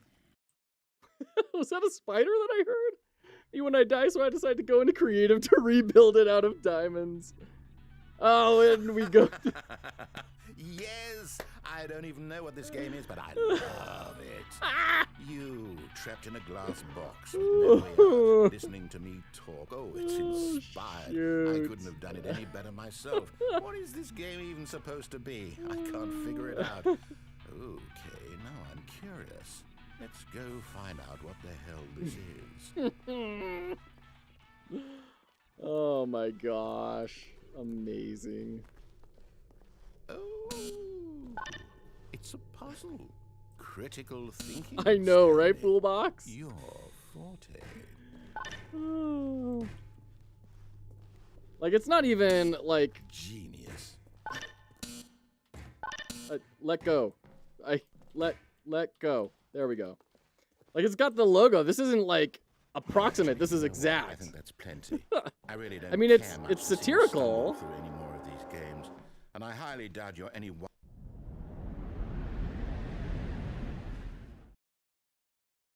It's satirical, so, like, you know, there's fair use, but still.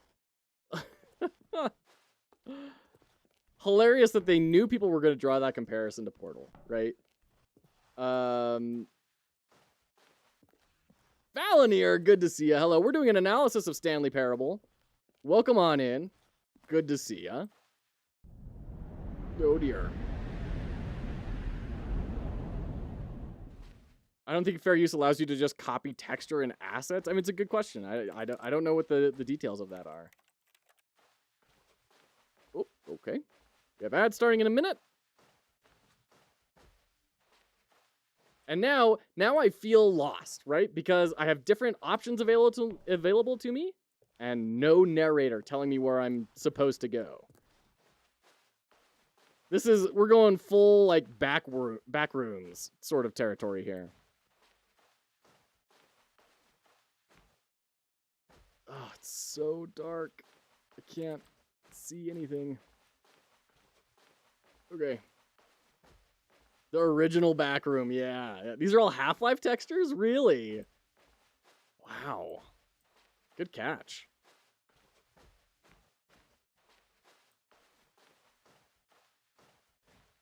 It's what the fair use applies to. If you didn't have the same textures and assets, it wouldn't need to be fair use because it's nothing they're taking. I guess it is incredibly dark. And once again, I have these lights on that just, oh my gosh, make it very difficult. And there's no gamma slider in this, right? There's no way to up the brightness. It's a reference to the first free game I told you about. Oh, interesting. Interesting. Ooh, ooh. What's going on in there? Looks interesting. Okay. Do you have a gamma slider on your monitor? I do, but I don't really want to mess with it.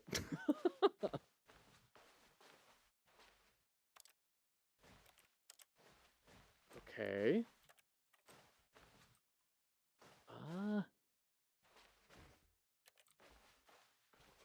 Well, now what?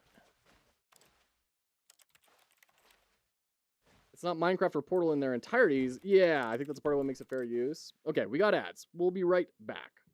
Don't go anywhere.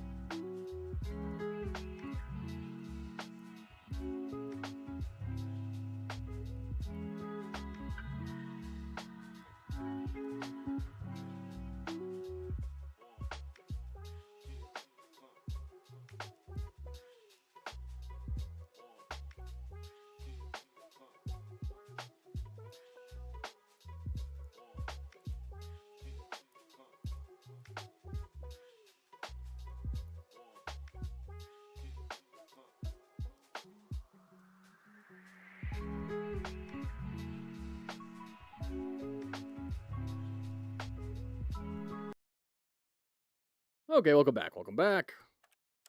We're gonna figure out what to do here. Hold on. I'm gonna turn my lights off so I can actually see what's going on for a quick second. Oh, that's so much easier to see. Okay, okay, okay. Playing in the dark, playing Stanley Parable in the dark. It's so dark and we're wandering. Oh. I wonder what he found. Ha! If what he wanted was to be the leading man in his own story, well, perhaps he's gotten it. Down in wherever he is right now. I wonder if he's happy with his choice, and if he's learned the heavy cost that comes with it. He'll understand soon what I was trying to tell him. He needs me. Someone who will wrap everything up at the end, to make sense out of the chaos and the fear and the confusion. That's who I am. That is what I mean to this world. Oh, yes. Yes, I'll be back. There's no other way. Once this ends, after it all comes to a close, then I'll be back. The end will be here soon. Very soon. I can wait.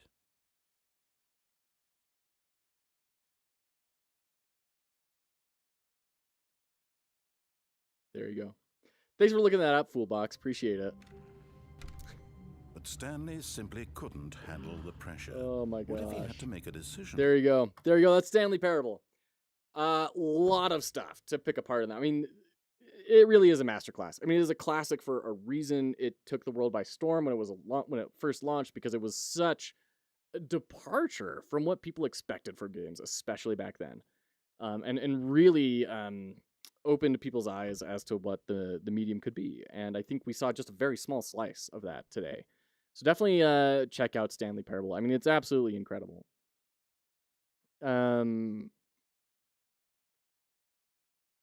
There you go. Okay, that was Stanley Parable. Patrick, thank you so much for that redeem. That was incredibly fun. I loved revisiting Stanley Parable. That was awesome. Thank you, thank you, thank you. Oh my gosh.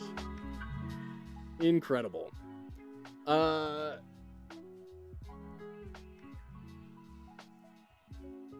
Okay, hold on. All of my stuff is very borked because Stanley is a very old game, and it kind of broke my resolution. Let me set things back up again. The Patrick parable, yes. Okay. Let me bring Godot back up.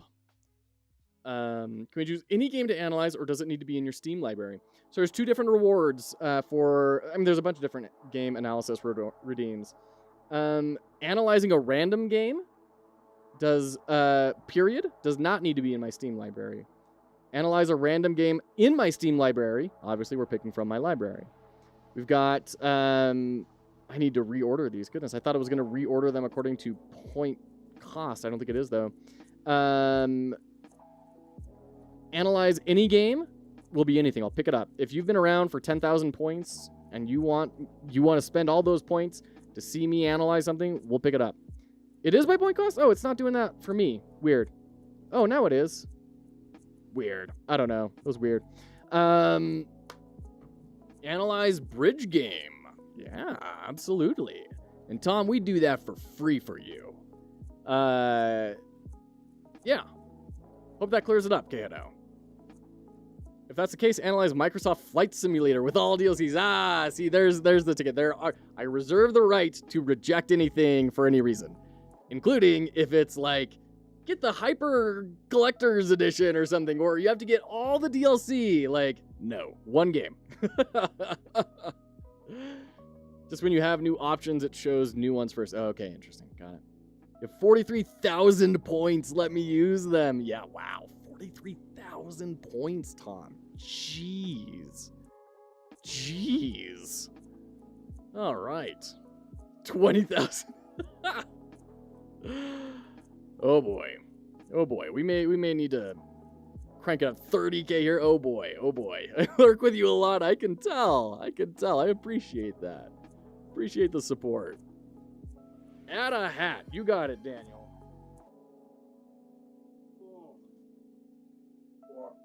Oh. Now I'm broke. Spent so much on hats. Oh, shoot. Oh, my goodness. Full box with the 37K. Clearly, I need to get some more enticing channel point rewards. I need to do what some other people do of like, I don't know. I don't want to be in the credits or anything because I'm not necessarily committed to finishing the game. I don't know. We'll see. Have you heard of Dungeons and Degenerate Gamblers? No, and it feels like a trap. Let's go into it. Dungeons and Degenerate Gamblers. Oh, you know what? I think I may have. I think I may have actually. Let's bring this over. I think I saw Retro or Quantic or someone doing this. Battle your way through a seedy tavern filled with gambling-addicted townspeople in this blackjack roguelike adventure. Hold on. From aces and face cards to tarot cards, business cards, and more, create your unique deck to beat the house. I like that. I'd probably be a lot better at that than I was at Balatro. Blackjack is something I understand a lot better than poker. Poker is, and I've watched a lot of like, this is how you succeed in Balatro videos and stuff. It's like, okay, clearly people are on a different wavelength from me. Looks like Balatro, but weird. Balatro with blackjack? Yeah, looks like it.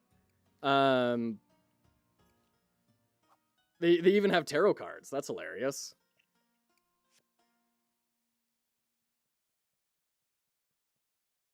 Well, there you go. Looks cute. The art style is interesting, too. I mean, it definitely hits that degenerate vibe, right? With, like, the scuffed art style and everything being very low res and harsh on the transition and everything. It's really interesting. Demo is out for Next Fest. Feels like it will do well. Yeah, well, maybe we'll do a video on that tomorrow.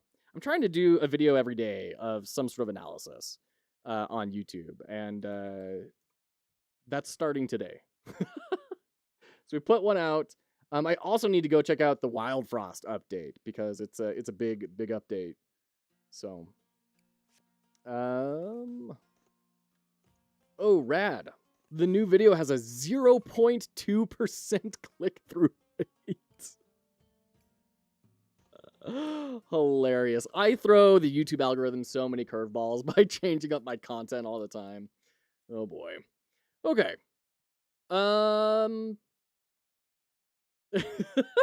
Queen Anne. All right. Should we build a game? It's not a great CTR. No, it is not. It is not a great CTR. Oh shoot. I'm sure Nicholson is just infuriated with me that I'm putting stuff out like that.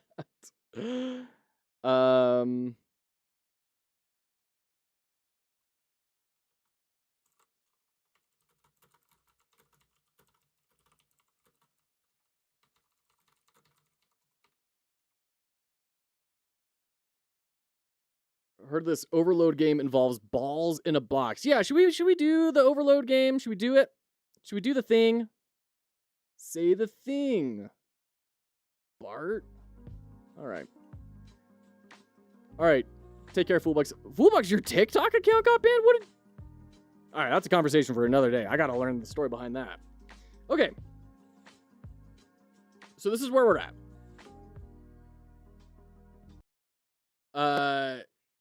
We have the game. It is running. Powers are working. Everything is great. However, we are trying to get the spawning of these things in the game. I mean, it's been in the game, but we're trying to make it a little more dynamic and not rely on statically defined, like, places. So, oh, shoot. What am I saying? Quellis, thank you so much for the follow. Hope you're doing well. I just realized there's such an easier solution to this. Such an easier solution to this. Man, I'm a big dumb. I am big dumb man McGee. Okay, I'm going to undo all of this garbage that I did.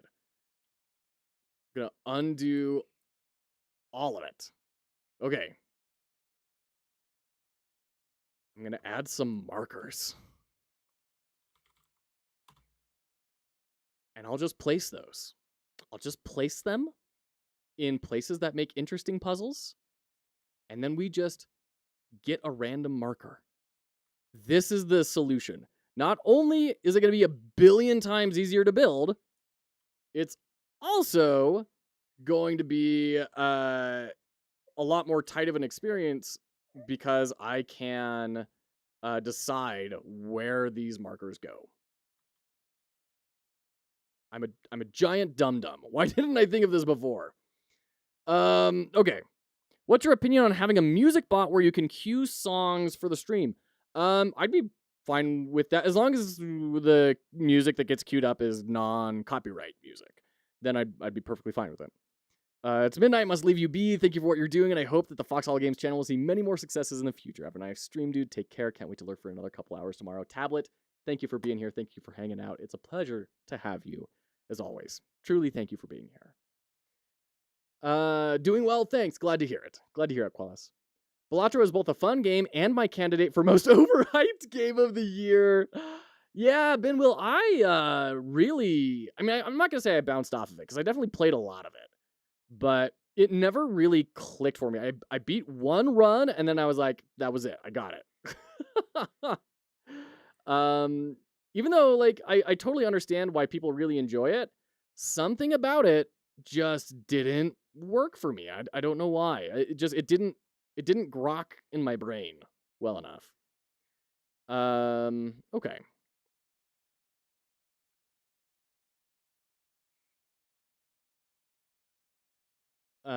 Interesting how it can be both. Yeah. Can you still not separate music from recorded audio? Is that not what you want? So I don't have like a deck for that, Jack.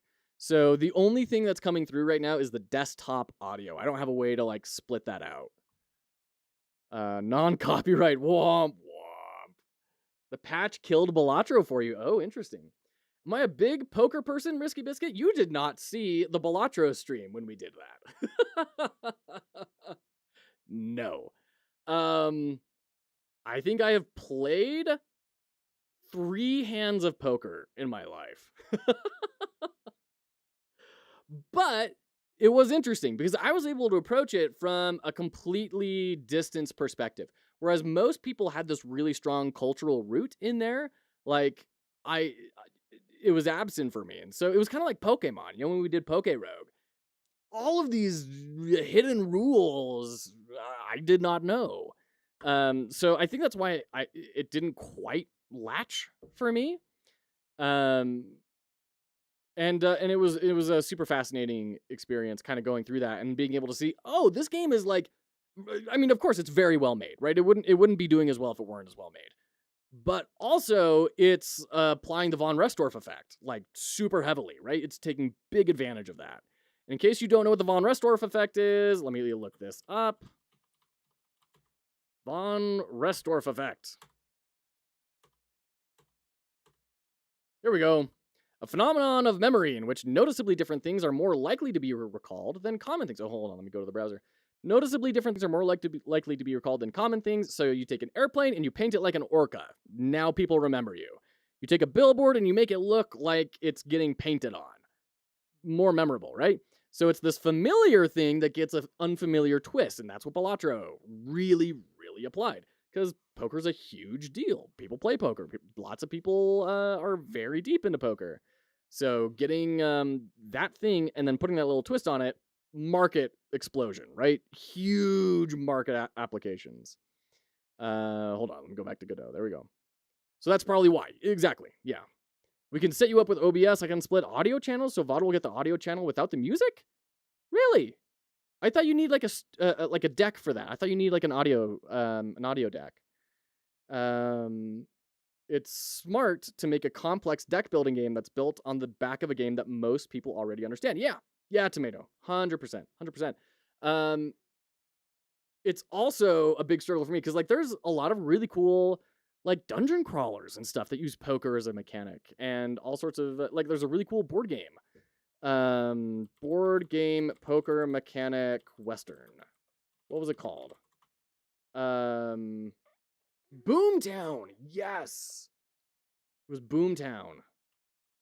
At least I think it was Boomtown. No, maybe not.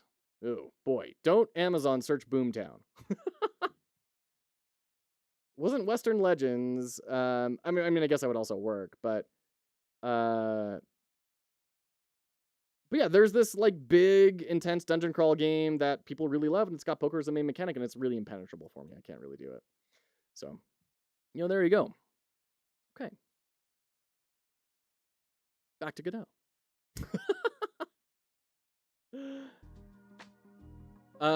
So we've got our markers here, which it's such the obvious way. I can't believe I didn't do this before.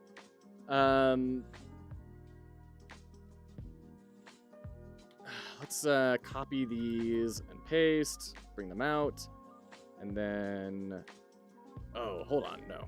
You and you, 4 and 6. Okay, copy, paste.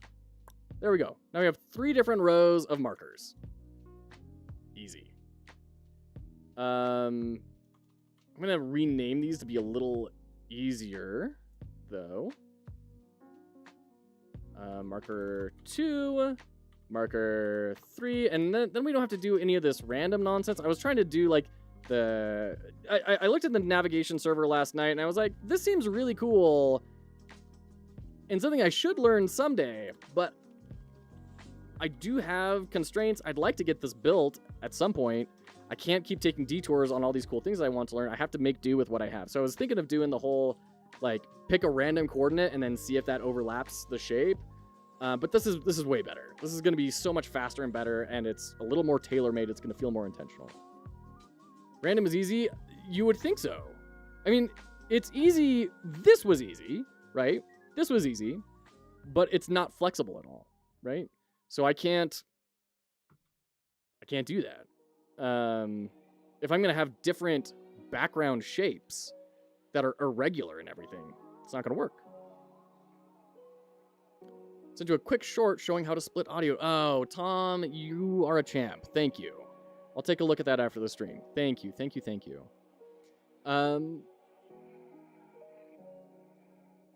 Okay, we're going to comment these. Here's what we're going to do. We're going to get an array of our markers. Mark array.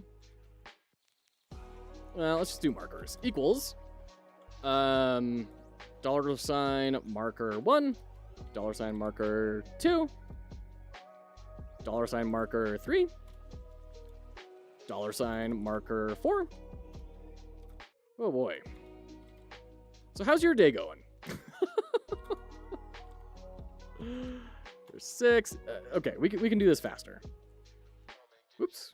Oops, oops. And then Alt-Z. 7, 8, 9. Okay. 9. 8. Swap hats. Daniel Pancake, you got it. You will do that right now.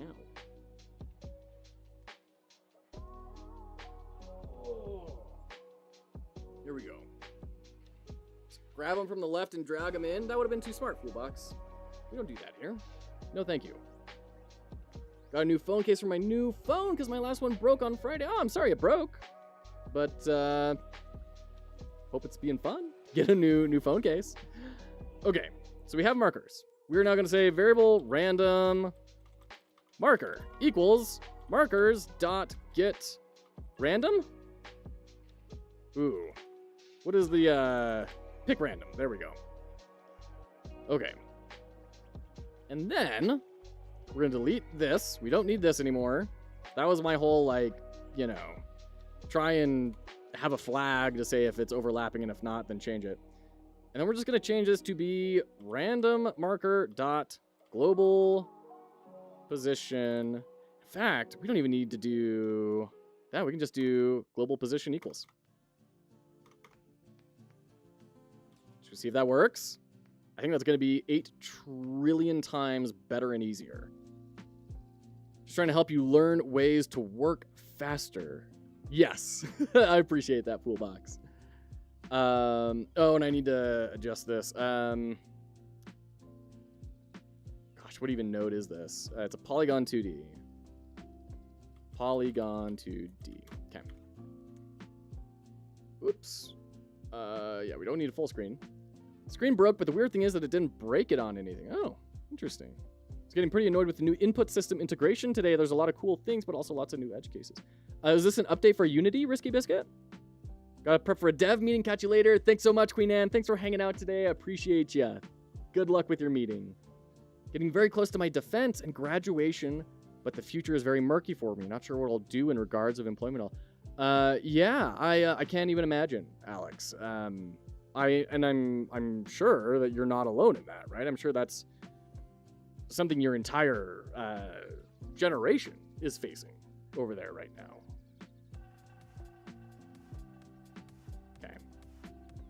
Okay. Shoot for interference.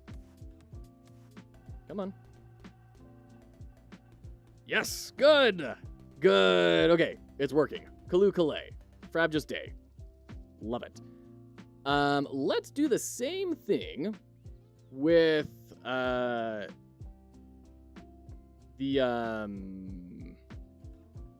spawn marker. So I'm gonna go ahead and grab all these. I'm gonna reparent to new node, which is just gonna be an empty node. And this will be just a group for interfere spawners. And then we're gonna make we're gonna copy this, paste it, and then this is gonna be symbol spawners. Okay. Go back to our script. We're gonna have to fix all these links. We'll do what Foolbox said to do, because that sounds like a good idea. What am I doing? Jeez. I have the microphone like right in front of my keyboard, And so it's surprisingly hard to kind of stay in the right space sometimes. Okay, there we go. Okay, we don't need you. But yes. Good. Excellent.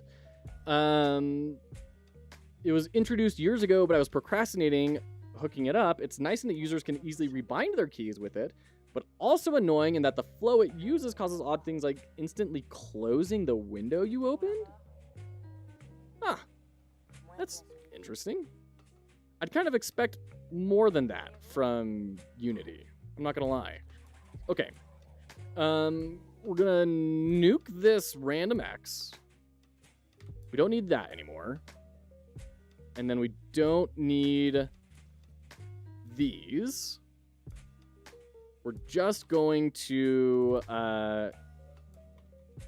dot position equals random marker. And then we're going to copy all this.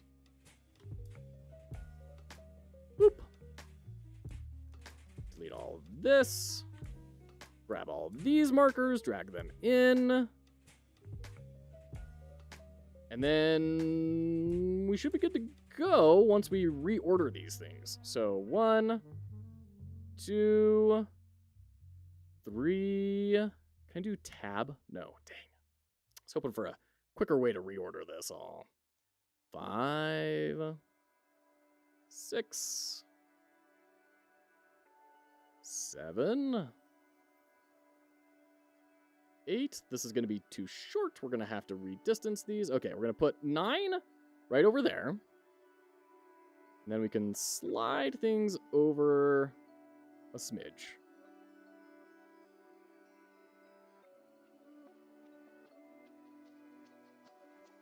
Oops. No, no, no. Marker 8. Okay. Let's give a little bit of space for everything.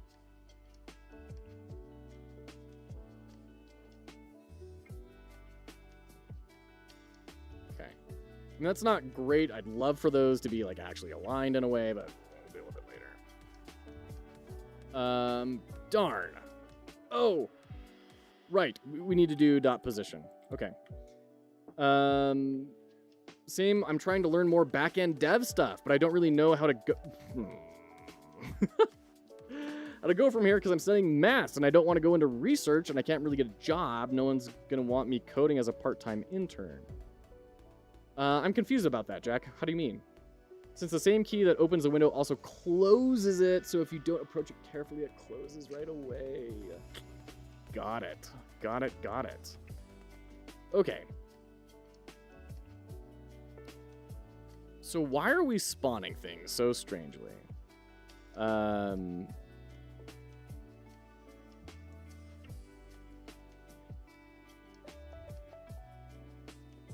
I think I'm going to delete all this. I don't think that's helpful for us anymore. We're grabbing a random symbol. We're instantiating it. We are getting our markers set up, and then we are picking a random marker, and then we're adding the child, adding the symbol, and setting its position equal to the random marker dot position. Why is that having the result that it's having? If you love math, you might like Haskell. Oh. It's very annoying. Functional programming, most things. Strong feelings about functional programming in here, both ways, in both positive and negative. Refer back to yesterday's VOD. Yeah, this is weird. It's like it's just misaligned. Because like it's definitely clearly got the markers. They're just off. There's like a perspective problem. Which is weird.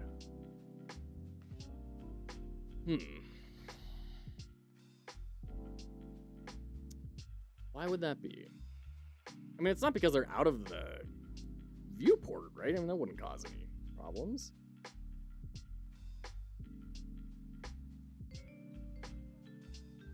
Huh.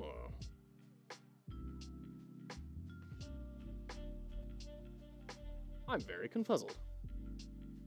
The confusionation is settling in. We do have ads starting, so maybe that'll give my brain some time to rest. figure out what's going on. We'll be right back after these Bezos mandated messages. Hark! The toll collector cometh. We'll be right back.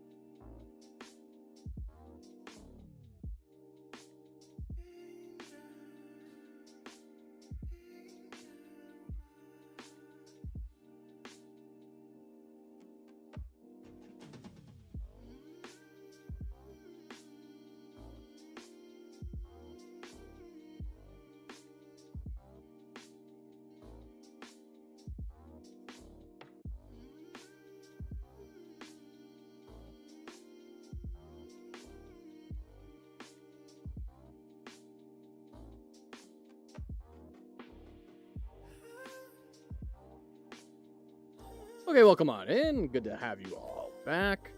I want to do more coding, and I want to kind of do like a part-time job, but like I'm studying right now, so I can't really commit to anything. I mean, you could, I don't know, where I am. So I live in a place that has like 2 really big universities, and it's a big college space, and there are a lot of college jobs available where that's the expectation. There's a lot of like university jobs that employ students as coders. There's a lot of part-time positions at like smaller businesses and everything. I don't know how it is over where you're at, but that's not an unreasonable thing, especially if you're in school. Schools usually have some sort of opportunity for students and maybe able to help direct. I know you're probably asleep at this point, but in case you watch the bomb. And for those who are watching right now. Okay. Dropping the bomb right before heading out. Very exciting. Very exciting. Okay. Hey. We got the check mark. We did the thing. We got that done in a very fast manner. So that's good. Let's reward them. Actually, that's the thing I'll try looking into. Don't know if our unity can. Okay, well, there you go, Jack. Best of luck. Best of luck. Let's go to our tasks. Yes, that is done. Let's do our spawning symbols from markers. And it's all working, except that it's not, and I don't know why. So what happens if I, like, move... Oh, come on. You. Fine. What happens if I put you, like, over here? Is that gonna change things? Or is it still gonna be spawning? Yeah, it's spawning way down to the right. Is there something in my script that's doing this?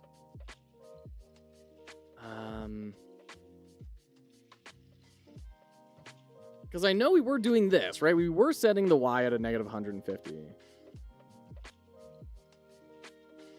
I think we can nuke all that. That's not really helpful for us anymore. We can get rid of this too.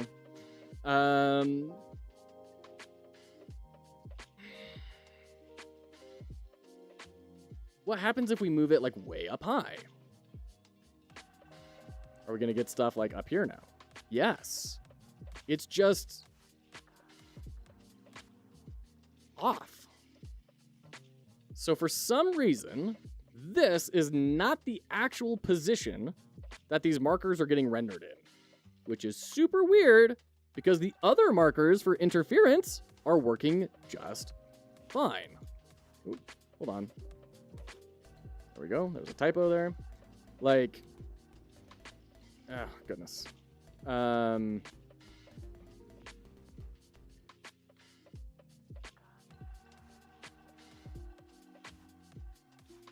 Like, we're interfering exactly on the markers. So why is it that the spawn markers are not doing that? It's very, very strange. Because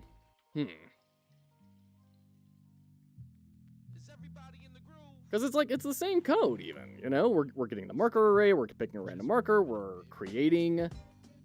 I don't know, maybe it's because we're instantiating... It shouldn't matter, though. Like, that shouldn't matter at all.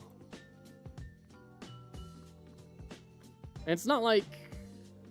the symbols themselves have some giant white space, empty part of their thing that's shunting them down, so they are spawning here, but they're getting produced. It looks like they're like that doesn't exist because I can click on them with correct click targets. Ugh. Why must you vex me?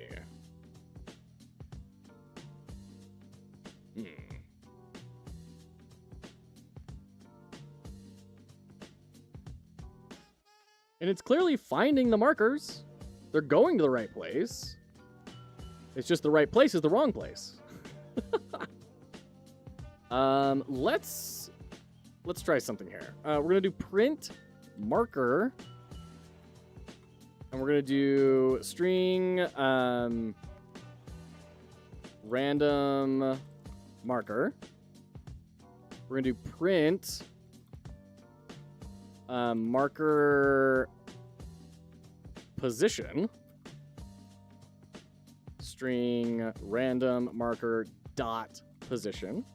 I wonder if it's dot. Oh, it's position instead of global position. I'm pretty sure that's what's causing our problem. Because I seem to remember position being relative to itself instead of like determined on the screen. Is that our problem? Yeah, that was it. Okay. Little mental note. And this is looking great. This is looking really good. I want to see an interference spawn in, and then we got to fix the interference. Whatever the heck is going on over there. I know it's all skewed and weird, but... okay. Right on. Hey, it's working. We're doing it. Teamwork. Well done. Well done. I got 2 checkmark messages in a row in chat. That's a good day. And we got to play the Stanley Parabola. I mean, this is frabjous. This is great. All right. So that is done. We're going to add a new task of fix bouncy sprite. We're doing that right now. So the weird thing is... wait. Oh, we're picking a random marker. Right. Okay. Symbol bouncy. Scenes, symbols, bouncy peg. Scenes, symbols, bouncy peg. Where are you? 2D. Let's make our areas invisible. So the sprite looks fine. So it's something getting applied to it. We don't need that. What was that supposed to do? Draw a line, vector 2.0, vector 2, overlapping. Gosh, I have no idea what that was supposed to do. I guess draw a line to... Weird. Yeah, we can delete all that. Is that a Trello board inside Godot? Yes, Daniel Pancake, it is. It's a very cool plugin that a fool in a box showed me. called Kanban tasks. It's super rad. It's really cool. So there you go.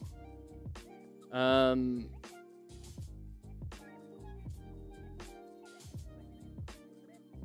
collapse all those. Close other tabs. We spawn in the bouncy, and we're not making any changes to it. And it's just getting added in here. Like, there's no reason for it to be skewed like that. Wait a minute, is it getting this thing applied to it? Is it getting this skew value applied? What happens if I reset this to 0? Hey, Blades of Doom, good to see ya. Welcome in. How are you today? How's school going, man? How's work and how's the fam and everything? Yeah, it's getting the properties of the symbol container applied to it, which is super weird. Because the other symbols are not.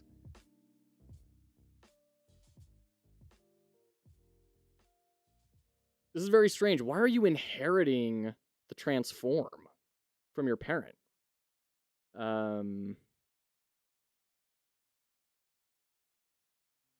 What if we make you local to scene? Will that fix it? It's good. I started and finished my version control class in a few days. Oh, wow. That was a pretty small class then. Way to go. And I'm sure you poured in tons of effort into it as well. I don't mean to diminish your accomplishment. You know, I was thinking about that when I was walking the dogs yesterday. I was thinking, man, something like that would be really helpful for me. I should definitely enhance my knowledge of Git so that I can protect myself a little bit more. Waiting for the evaluators to evaluate my performance assessment. Graded project. Okay, very cool. Probably the most important class. I could see that, Zach. Speaking of which, hey, let's commit. Now that we got those markers all working, added markers for spawning symbols and interference. Commit. And push. Thanks for the reminder, Blades. Yeah, the combo of Blades talking about it and then seeing Zaft in chat. I was like, oh, yeah, I should protect myself. So this is weird. It is inheriting the transform on the parent. But, like, there's not a good reason that it should. I mean, obviously, there's a good reason that it should. If there wasn't a good reason, then it wouldn't be doing it, because it's a computer, not a person. But I don't understand why. I don't understand what that reason is. And I don't know even where to go, like, looking for it. Still need to do this. I'm actually going to make a ticket for that right now. Adjust screen VFX based on the type of power being executed. Boop. Okay. For sure a good class. Nice.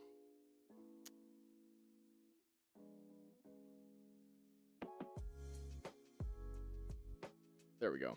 We don't care about fight UI. And we don't care about fight right now. We don't care about turn start UI. Okay. These are the only things we care about.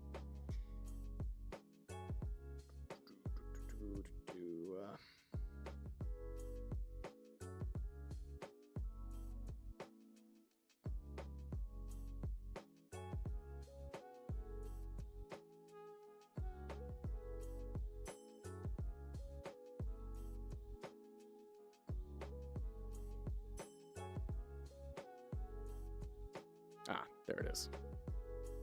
It's in the node 2D.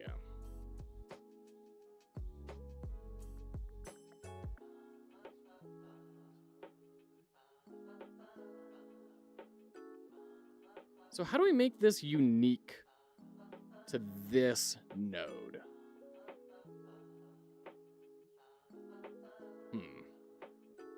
How to actually use it. Godot for prevent child from inheriting transform. Oh, you set up your Feed the Black Hole game on GitHub. Nice. Having a node not inherit parent transforms. You want set as top level. Set as top level. Godot for set as top level.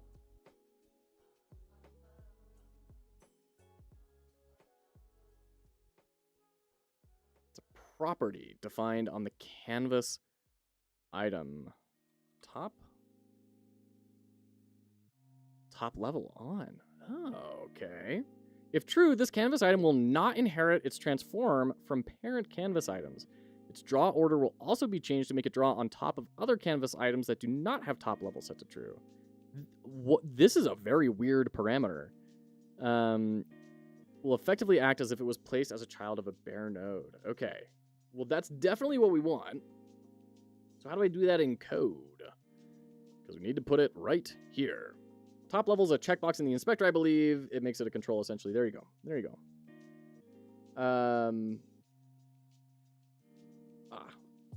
Top level. Okay, so we can just do interference create dot top level equals true. Yeah? Is that gonna work? Is that gonna work? Did I read documentation correctly for once in my life?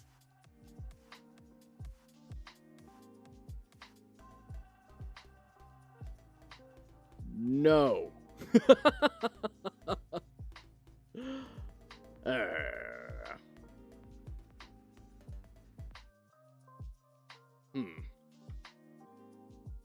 Did that throw an error?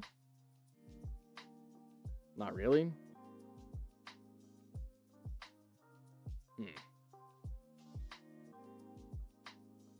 Okay, yeah, we can delete those. We don't need those. Oh, wait a minute. What am I doing? We can go to the scene. There we go. Let's try that.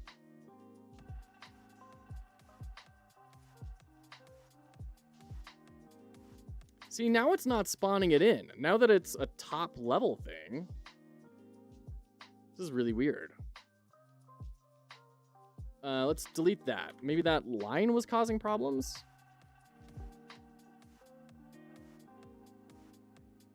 Yeah, no, it's not here. Oh, it's right there. It's just invisible.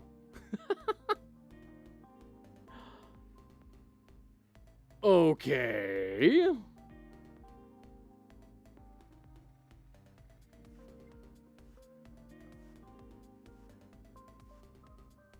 Okay, so that's not the right one, which is good.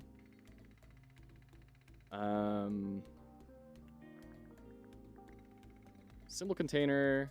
There's our interference. No. Here. That's what we're looking for. It's completely invisible. But it's right there in the node tree. It is interacting in the game. So why is it all of a sudden? Like, it's supposed to be getting drawn on top of canvas layers.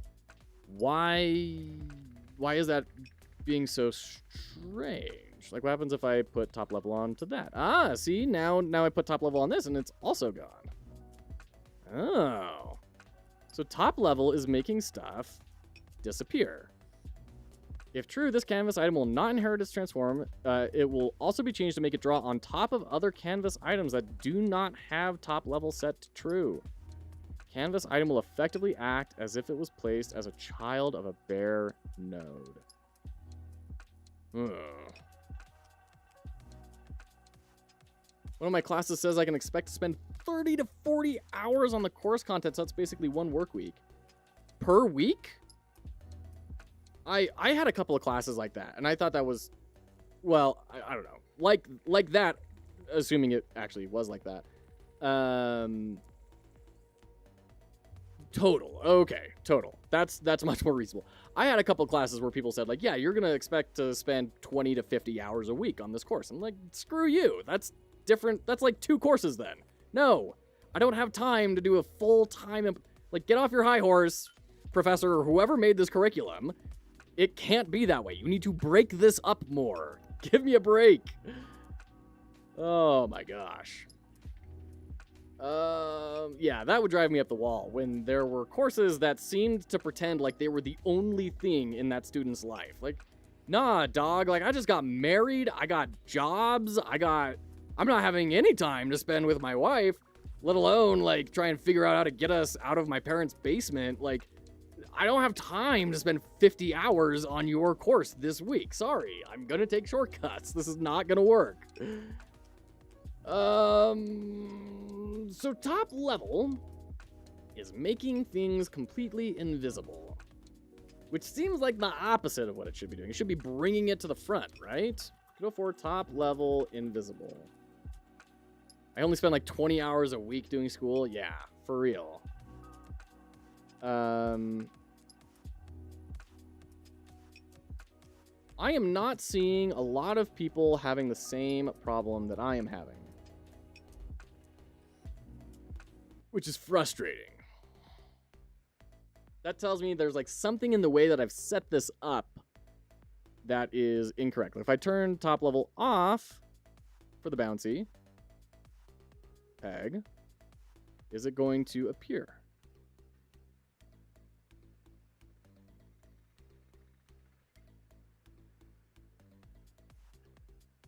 Huh. If I turn it off, then things sail right through it. But if it's on, then okay. So top level is making it function, but like the sprite isn't getting added. Like there's the sprite. There's the sprite 2D. What if I make that top level? What if I make everything top level?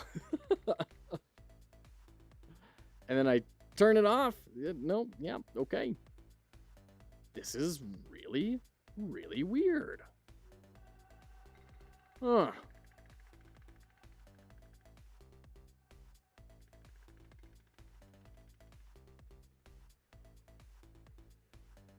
Object draws behind its parent. I mean, don't really care. I mean, today alone, I started working on school at like 9 a.m., took a break around 1 p.m. for food, and I'm taking a short break right now, 3:40 p.m. Yeah. Well, that's what you got to do, Blades. You know, when you're in that situation, like, you just grind it out, and there's just not a lot of other options. Can you phrase the problem you're trying to solve with top level? Yes, absolutely. Let me turn it off. That's in canvas item. There we go. The problem that we're trying to solve with top level is that when it is off, so normal state, when interference happens, it is inheriting the transforms of this parent collision object. So it's getting that semi-transparency applied to it. It's getting the transform, the skew. We're wanting that to not happen. That's what we're trying to fix. And putting top level on does fix it behaviorally, but then it doesn't show up anymore. Like it's not getting rendered. Even though it's still like having an effect, it's not getting rendered. So that's the problem that we're trying to solve.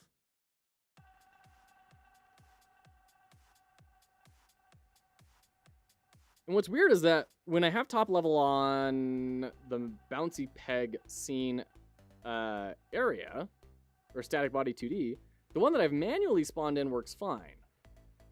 But then the one that is a part of this area here, this polygon, does not work. Even though they're the same scene that's getting spawned in. So, some weird stuff going on there. So like now, we'll see, now that we had something spawn in, we had an interference, there's going to be... Well, there should be some sort of bouncing happening somewhere that's not here. Well, that's weird. That's what it was doing. I know, interesting, right? It is interesting. It is very interesting. What if I turn on all the visibility layers? I don't think that's going to do the trick, but I sure would like to play around with it. So we got 3 interfere things spawning in. Ah, yeah. There's at least one working over here.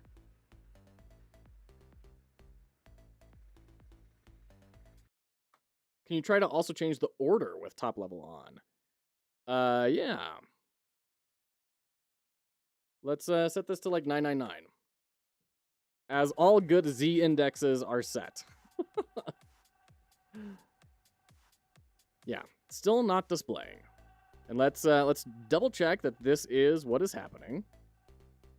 Bouncy peg. What's your order? 999. Yeah. Oh wait, there it is. Was that there before? What was that? Hold on. It's working now. Okay. Z index. That did the trick. I'm not gonna lie. I don't totally know why, but it worked. Thank you, Zaft. That did the trick. There we go. Just a Z index of 1, and now it is. So it must have been getting drawn behind the background or something for some reason, even though that should be the opposite of what happens. I don't know. Very strange. Top level is supposed to make it go on top, right? You will draw on top of other canvas items that don't have top level set to true. And I can almost guarantee, because I didn't know this option existed, I can almost guarantee these do not have top level on. Yeah, they don't. So I don't know why. This is weird. Weird. It's a contender for worst name of a property. What would you suggest instead? Hey, fix bouncy sprite. Done. Done. We got it. Oh. Okay, guys, we are getting so close to getting this kind of wrapped up. I do think our animation, like our screen VFX, has broken. So if I attack, oh, that's working. Block, you should squish squash. Good. Attack, you should slide in. Ah, the villain is not sliding in when they attack. They should be. Villain should be sliding in when they attack. So fix villain sliding on attack. Because it's not doing it right now. Oops, sorry. Villain. We're calling squish squash here. We also need to do the slide. When are we doing the slide? Where's our player? Player scene. Well, script. That's all we really need.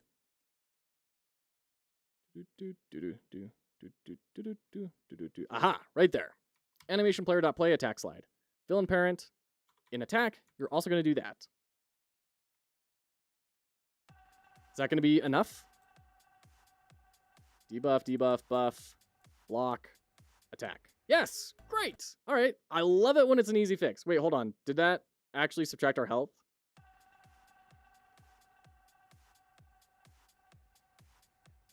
Yes, it did. Okay. Frumptuous. Okay. Lovely. Globally positioned ignores transform? Oh, gotcha. I see what you're saying. I see what you're saying.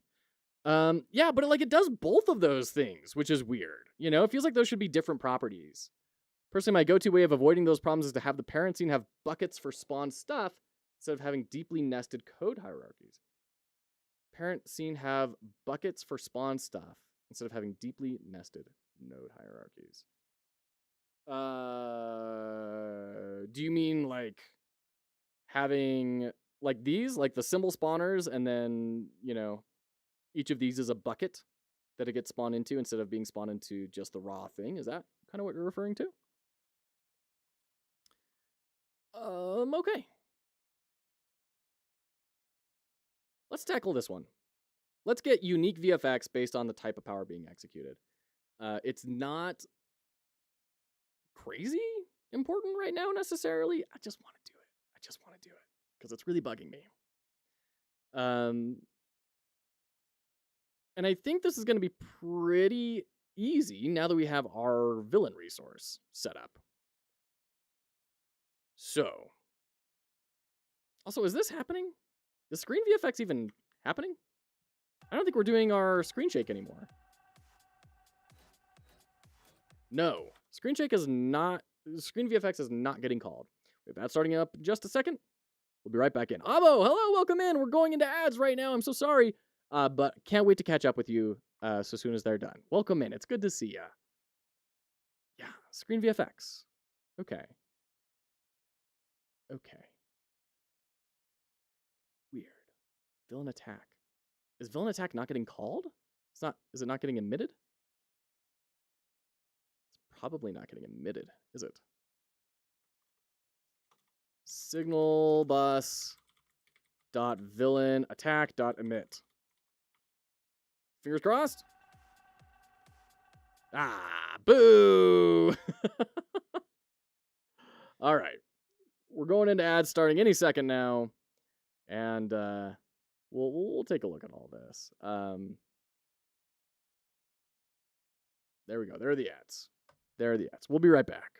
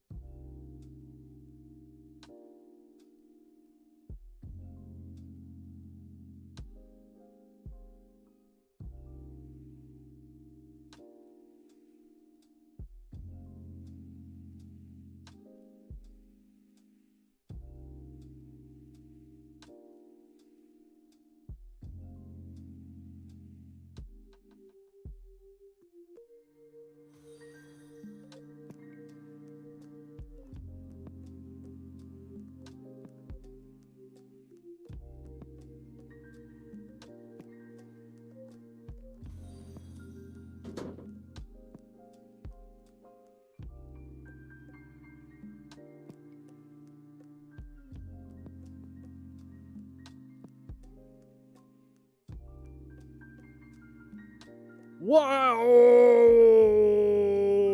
Hold on. We're still in ads, but hold on. What? Aramis!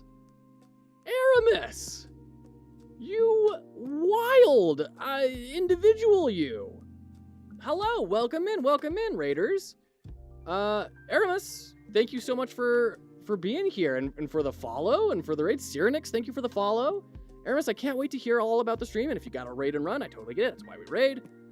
But if you have a moment to let us know what you were working on, what you were doing, I'd love to see it. While you are typing out what your plan is, definitely join me in making sure we follow Aramis. Aramis is a fantastic streamer who I actually discovered when he did the Godot takeover on the channel. So I know a lot of people in the chat have been following him for a long time. It was the first time I had seen him, and really talented guy, making a lot of cool stuff. So definitely follow. Nice hat. Thank you so much. Sorry for the bad timing. No worries at all. That's how it goes. So for all of you, my goodness, for all of you who are new here today, welcome in, first off. Foxhollowgames is a charitable enterprise that helps people enter the game industry. So our mission here is not necessarily to make a game, but to help people figure out how to enter that industry. So we are we're making our own game right now as a part of that, where I'm learning how to make games. I just started back in November. We're building this superhero roguelike where you have to click these falling dots in the order of your powers up above to have the corresponding effects. That's kind of the basic combat system. You're going to have downtime and do superhero stuff, save Aunt May, go get groceries, all that sort of stuff, and that's going to feed back into the game, etc., etc. But as well, you're having a game jam starting right after Captain Coder's jam. Captain Coder himself signed up for this jam, and we're grateful for that. I'm signed up for his jam. We're going to be jamming together for a few weeks. It's going to be a grand old time. There's a ton of prize money thanks to our sponsors, Sundown, Alistios, and Riverwolf Games. Thank you to all of them. Do need to run. No worries. Thanks so much for coming over here, Aramis, and welcome on in. Everyone, is so good to have you here. Okay. Lovely. My goodness. So we have the game jam. We also have a YouTube channel where we do daily analysis of various video game UIs and game design. We just did one for Grimdark Survivors, kind of evaluating how their UI is trying to push people into kind of expert system mastery, but also could do a lot of things to enhance the learning curve and refine things quite a lot. And that was a very interesting video. We did some analysis of Stanley Parable earlier today. Thank you, Patrick, for that redemption once again. Welcome in. If that sounds like a good time for you, of analysis and encouragement, we're all trying to help and support each other. Follow, subscribe, like, whatever platform you happen to be on. I guess that was a raid. That was just on Twitch. So, do your thing. It's great to have you here. Oh, my goodness. Okay.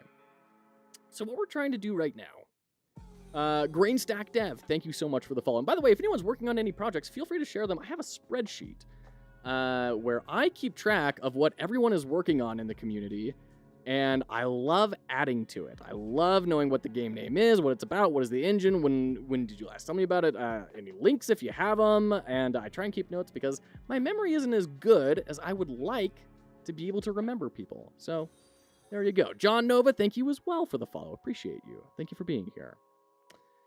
Okay. Yeah, I say that a lot, don't I? Okay. Before this raid, someone on YouTube asked a very important question I want to answer. Abo, how did you learn Godot and GD script? Abo, the way that I learned was just frankly diving in. So I had, some basic programming experience from college, but that was like over a decade ago.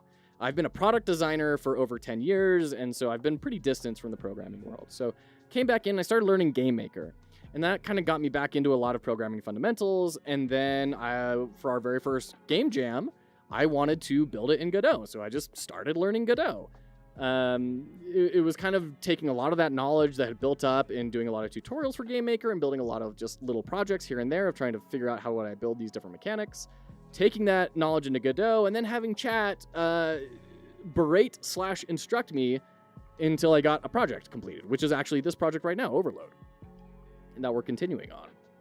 So it's been a combo of sharing with the community and getting input from people, and looking up tutorials, figuring out how to read the darn documentation, because boy, do I not like Godot's documentation, and just trying things and practicing. And I think that's most of how you learn kind of anything, is just learn a little bit and then go try and do a lot with it and see how far it takes you. So I don't know, Abo, does that answer your question? Is that a satisfying answer for you?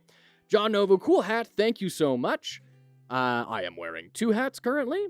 They are adequate. I have many more hats that people have not redeemed. In fact, we may have been topped up on our Add a Hat rewards. I know the Hat Tower already got redeemed. And the Add a Hat is all topped out as well. I need to change that. I like the way Captain Coder did it. I was hanging out in his stream today, and he has it on like a 1-hour cooldown for each individual. And so if you get a tall tower, it's because people, like a lot of people have submitted, instead of like one person throwing up 30 of them. I like that. Does the hat have jiggle physics? What do you think, Rejakai? Welcome in as well. Yeah. Okay, right. So we're trying to get our VFX in line. Right now we have these static VFX that whenever a power happens, we're supposed to shake the screen, do a little white flash, which, by the way, we got all this list of polish from this incredible resource from Deep Night Games. I'll throw this in chat. This is a really cool thing. If you do not know about this and you make games, you really should know about this. This was made by a former Dead Cells visual lead. And it's a tool to kind of communicate how polish affects an experience. So we have our little Space Marine here, and we're blasting. And doesn't this just feel great? Doesn't it feel great? What if I turn everything off? Look, it's a prototype that you could build in 20 minutes. That is the impact that polish has. So we've been going through and turning each of these on individually, like scientific method, isolating the variable type sort of thing to figure out, what are things that we can apply to our game. And so that's where this list of polish has come from. It's been a really, really cool experience. If you're unfamiliar with it, or if you don't feel very confident in polishing your games, I would highly recommend taking that method because it's instructive. Okay. So first off, our screen VFX straight up are not getting called when a villain takes their turn. I don't know why. We are emitting a signal, villain attack, and then we should be on villain attack connecting to screen VFX. Now we've had this problem before of just remembering this. We had this problem before of things not quite being connected the way that they should in Godot. And the solution was not in the code. It was because something got corrupted and a script was disconnected. So I'm gonna start there this time. Instead of spending 3 hours troubleshooting with all of our lovely raiders, I'm gonna check this. First up, villain parent. Okay. I am going to delete you and then re-add you. Villain. Okay. Demon! Welcome on in. It's so good to have you here. Welcome. Thank you for joining us. There we are. Raise our Z index, and we're going to do our transforms. We'll unlink those. -1 to flip. Set that back, and then we're going to go to 0.6, I think? No. 0.569. Excuse me. 0.569. Okay. Then set you right there. Is this going to fix it? Are we going to hit our breakpoint now? Skip our turns using our lovely debug commands. No. Okay, so that wasn't the problem. Good. I like when Godot isn't broken. That's good. That's a lovely thing. But then why? We're doing the attack slide. We're doing the damage. We know that we are emitting the signal. Right? Skip through. I guess I just need to prove it to myself. I just need to hit the breakpoint. I feel like the Joker in The Dark Knight. Come on, hit me. Okay, come on. Attack. There we go. We hit it. Okay. Breakpoints are life. Okay, so that is happening. We are emitting the signal. Is it supposed to... maybe that's our problem. It's supposed to go with a parameter. I can clean that up later, but let's just pass in... I mean, this is not necessary. We'll pass in our intention.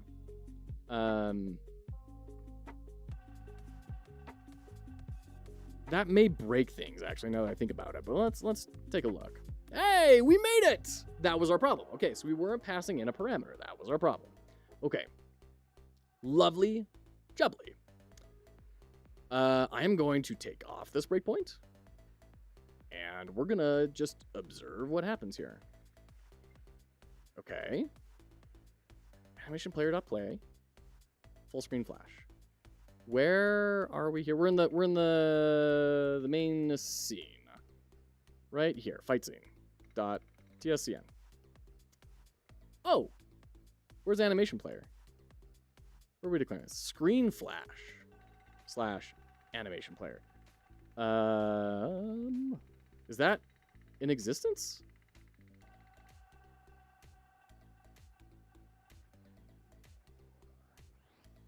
Huh. This must be something that broke.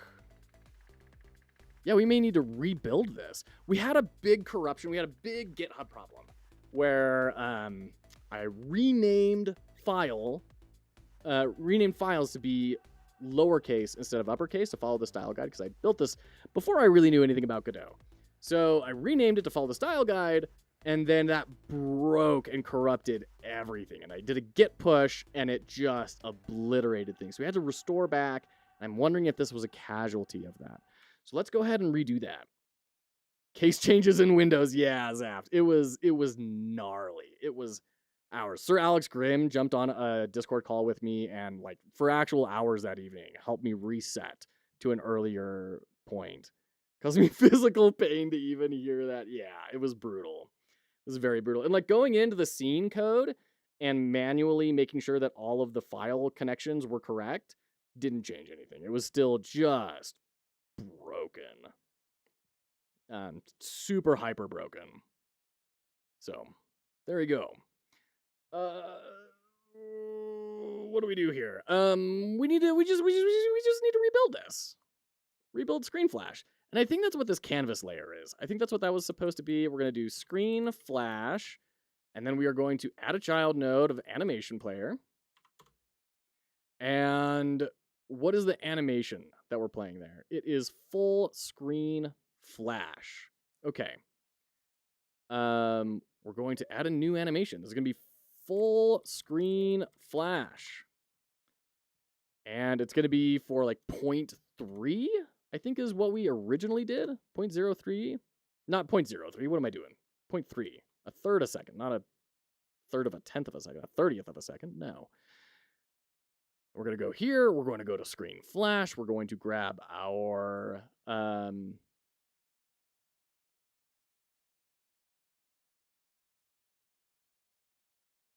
how did I do this? I mean, I guess we must have had a... not a sprite, but a... I mean, I guess we could do a sprite and then just assign it a color texture?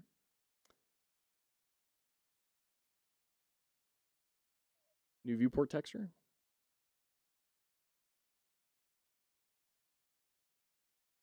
I'm getting out of my depth here. Let's not do a sprite 2D. Let's just do a color rect because it is something that I know how to do. Okay.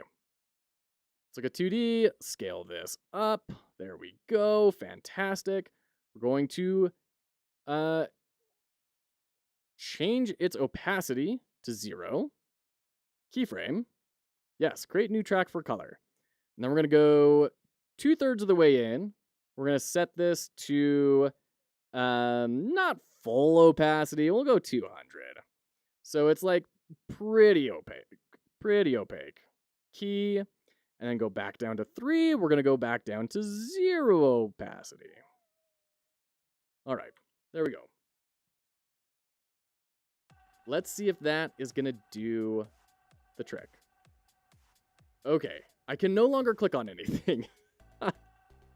Probably because it is on top of things. So we need to change our canvas layer here to not be clickable. And I'm pretty sure there's a way to do this. Oh, little guy. By the way, for all of you who are new, I usually code with my son here, who is in a little carrier and sleeping, but is making sad little baby noises. Okay.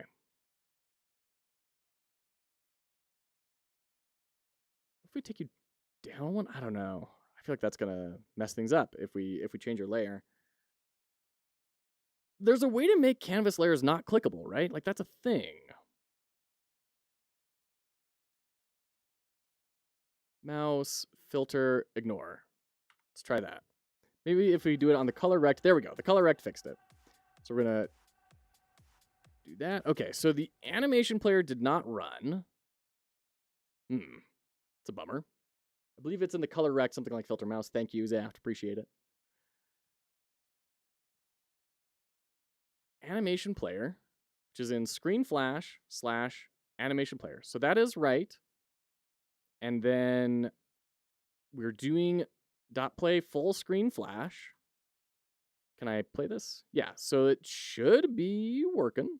We're also going to change that to be cubic.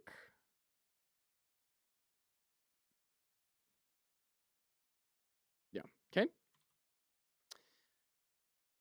Just kind of fiddle with those Bezier curves and get the animation feeling just a little bit better, or at least set it up so that we can make it feel better. For some reason, this stuff is not happening. Once again, I just need to reset my understanding here. Throwing a breakpoint just to see if it's going to do it. Interfere, come on, block, come on, block, come on. Give me an attack. Oh boy, we gotta weight the attack a lot heavier, don't we? My heavens. Attack. So we are hitting it.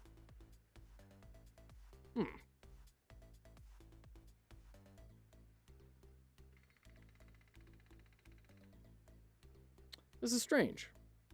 We're setting screen shake to true. We're getting our tween. We are doing the screen shake. And then at the same time, we're also zooming in a little. And then we're resetting our screen shake and our zoom. And then we're updating the UI.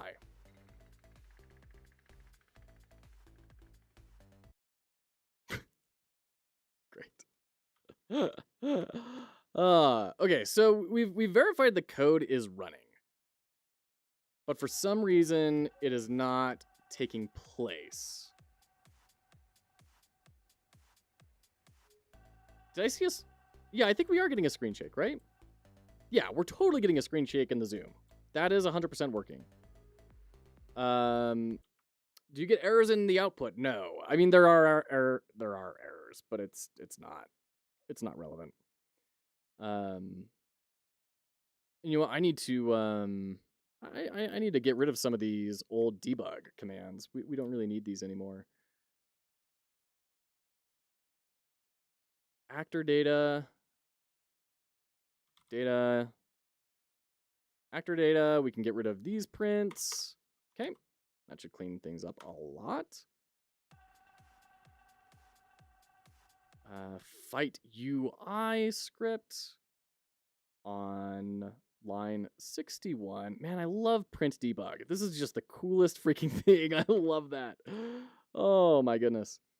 Okay.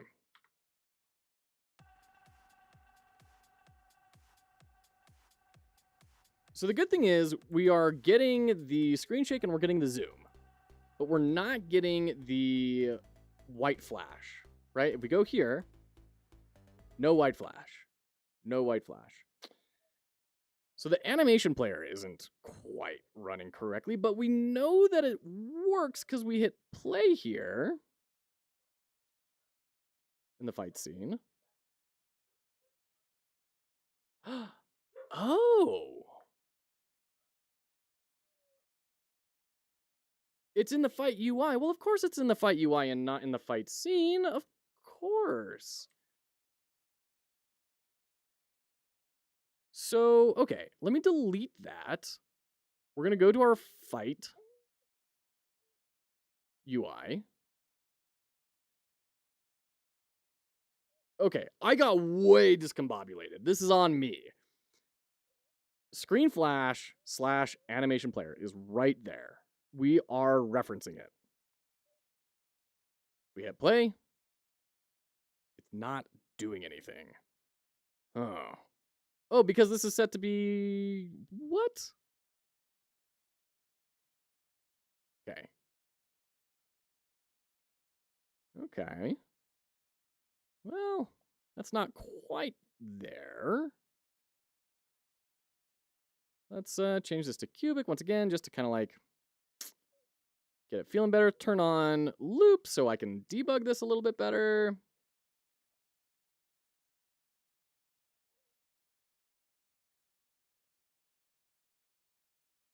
But it seems like it's doing it here. So it's got to be that it's just not ordered correctly, right? If we just bring it up.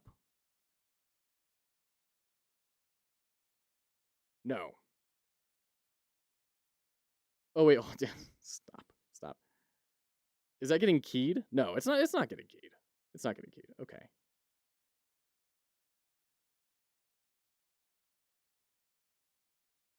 Huh.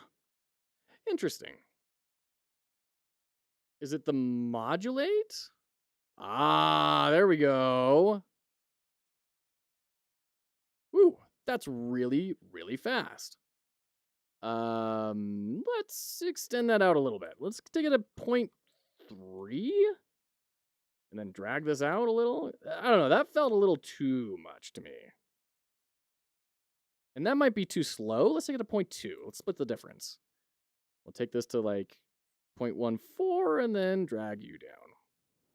SKS Alpha, hello. Thank you so much for the follow. I appreciate that. How are you today? How you doing? How's life treating you? Fantastic.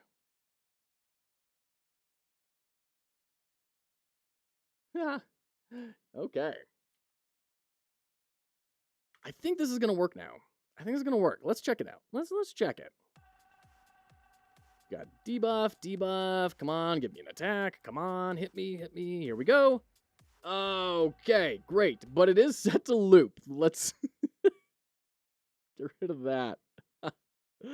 Doing good. I'm actually trying to make games myself. That's awesome. That's awesome. What are you making, SKS Alpha? Okay. There we go. There we go. That's looking better. Now, one question I have is it overwriting? Is it going on top of the UI? It probably shouldn't go on top of the UI. It should probably just be in, like, the play space. And then do we want a white? Yeah, the player needs to be calling all this as well. So we'll fix that. Yeah, that's going on top of everything. We don't want that to do that. Legander. Welcome in. Good to have you. Trying to make a wrestling game. That's awesome. And thank you for the compliment. I appreciate that, Alpha. We are in the by the way, foxhollowgames, for those who are new, foxhollowgames is a charitable enterprise that helps people enter the game industry. So one big way we do that is through these daily game development streams. We do a lot of game analysis as well. For the first 2 hours of the stream, we did an analysis of Stanley Parable and why that was such a brilliant game. We have a YouTube where we do all sorts of UI analysis and everything. We have a game jam coming up in July. And welcome in. It's good to have you. Are you planning to fully finish this game? I'd really like to, Alex. I really, really want to. Does that answer your question?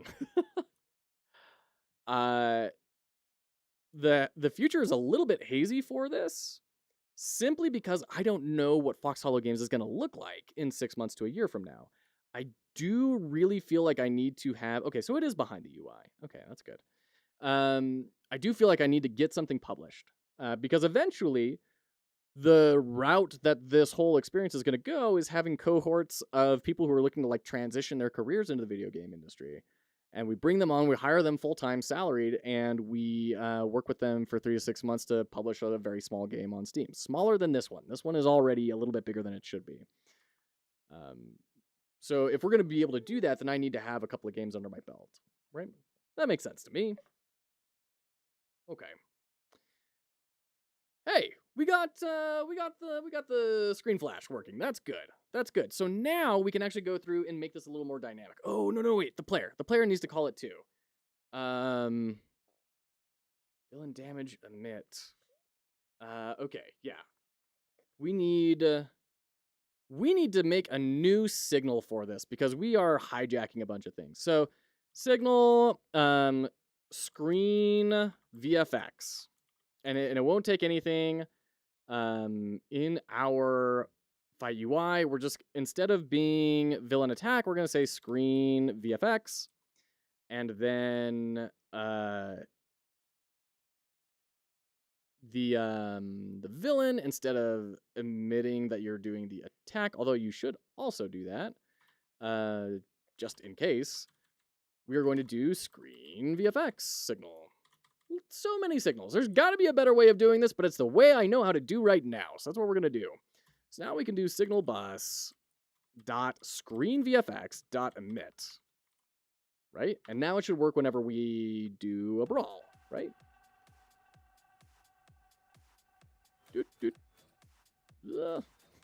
Not quite. We're getting some errors. What are our errors? Error from screen VFX. Node call expected an argument. Oh, right. Because we had to include that up here. We don't really want it. Oh, but it's taking an effect. Okay, this is actually kind of a good idea. So let's actually put an effect in here in the screen VFX, and we can pass in what we actually want it to be. We have ads starting soon.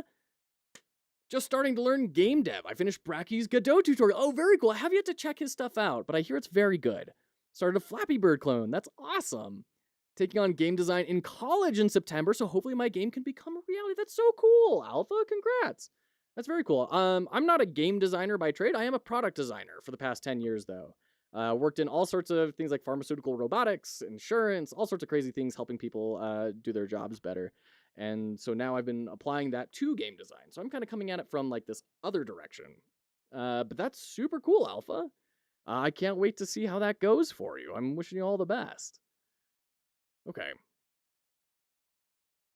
We need to pass in effects. So it's going to be attack. Nick Media TV, welcome in. Thank you so much for the follow. We're in ads. We're going to pause. We'll be right back. Don't go anywhere.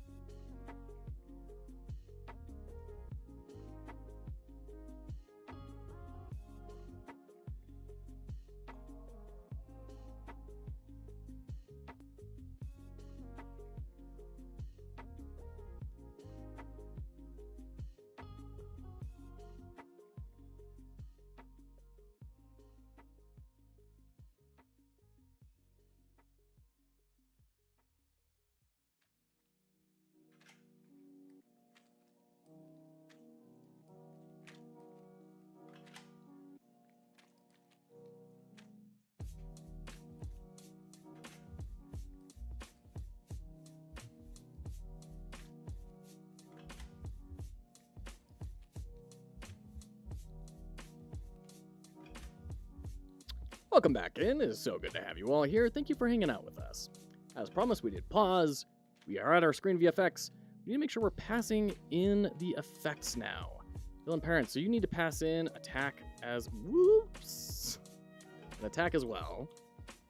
And then when we get to our space here, we need to start doing a match now, right? Because this screen VFX is going to be accepting a bunch of different possible things. It's going to be accepting attacks. It's going to be accepting blocking. It's going to be accepting buffs, debuffs, and screen interference, maybe? Yeah, sure. And we need to be able to do dynamic things based on those. And especially based on the amounts of those. For example, damage. If we get hit with a very small amount of damage, barely screen wiggle at all. If it's like this huge, massive hit, make it feel really juicy. Big, whole screen flips on itself and falls down onto the ground, pixels everywhere, and the player has to pick it all up. I think that would be a great idea. It's like 52 pickup, but with pixels.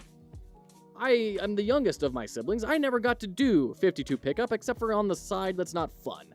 So I like the idea of spreading that misery around a little bit more, doing my part. So we're going to do a match on effect. And we're going to match on attack. We're going to match on block. We're going to match on interference, which is when the enemy spawns in like a bumper, right? So all of these dots you're trying to click on, they all start going wild or falling down holes, and it just kind of messes with your ability to actually do your powers. We're going to do buff. We're going to do debuff. Now, in the attack, we definitely want to do the full screen flash. We want to do all of this stuff. We want in there.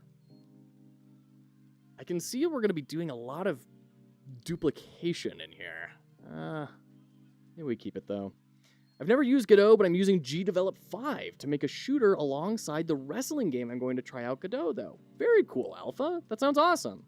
I admit I'm a little unfamiliar with GDevelop. I have heard people say it's really cool and it lets you get stuff done really quick and easy in a lot of ways. It's something I should probably check out at some point. But yeah, that's super cool, Alpha. I know GDevelop is kind of on the no-code side. Do you consider yourself a programmer, or are you kind of a designer who is doing code in order to, or is building things in order to make your designs come to life? Because that's where I am. I'm a designer. Like, if I didn't have to, I would not be in the code. As much as, like, it can be fun and very rewarding and satisfying to build it on your own, like, my goodness, if I could just not have to code, that would be great. So for blocking, we don't need screen shake. We don't need screen flash. I mean, do we really need... Yeah, I think we are going to do the screen flash, but it's going to be... This is where it would be better to have some sort of like a sprite spawn in and then like float up to the block bar. That would be a better little micro animation for this than a full screen flash.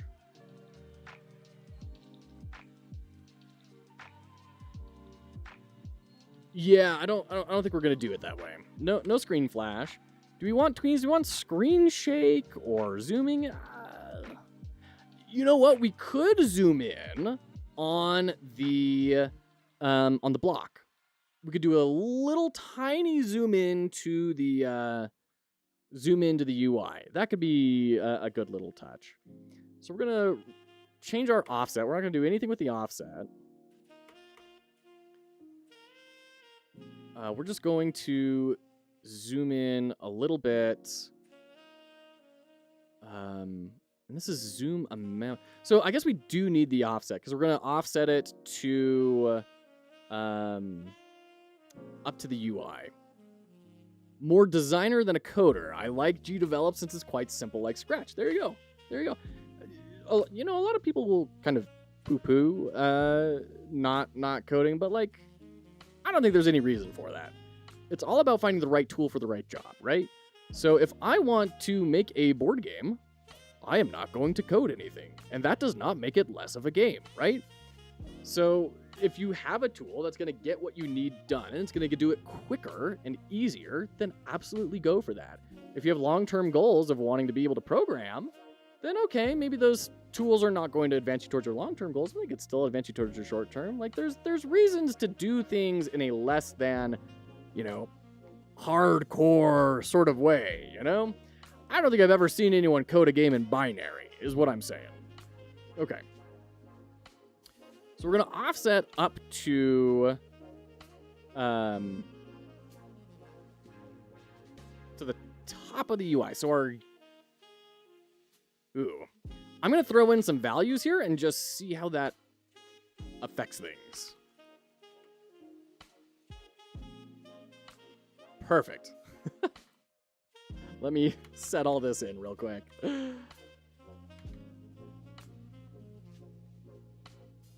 Like, if I were working at a company and I said, hey, I know how to do everything you want me to do in 1/10 of the time, they're not going to ask me what tool I'm using as long as it's, like, legal. They don't really care. Roller Coaster Tycoon Legend enters. Zaf, what? What do you mean Roller Coaster Tycoon Legend? Prosto! Hello, welcome in. It's so good to see you. Welcome in. Okay. We want blocking. Yeah, that did not do anything. Oh, you know what? Because we're not telling it to do anything yet. Let's.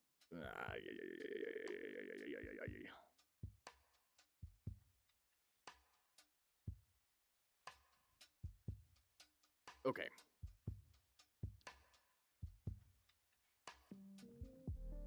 Let's take this. And we're going to put it up here for the attack, just to see what it's doing, because I admit the offset property I'm feeling a little bit lost on. Ah, okay. Cool. So it is kind of what I was thinking it was going to be. Not literally binary, but was close. Really? Roller Coaster Tycoon was made like, what was it, an assembly or something? That's crazy.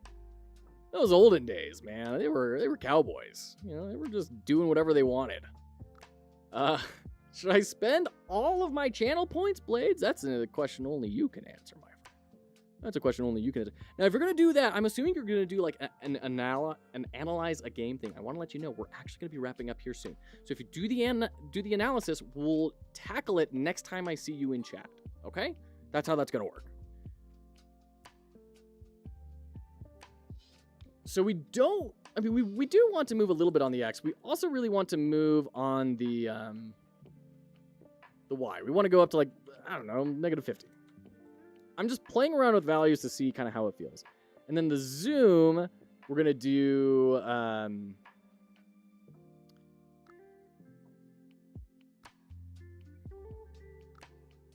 what? I'm kind of curious how this is supposed to work as well. Okay. Is that going to work? Is that going to work? Did I break things? How is that broken?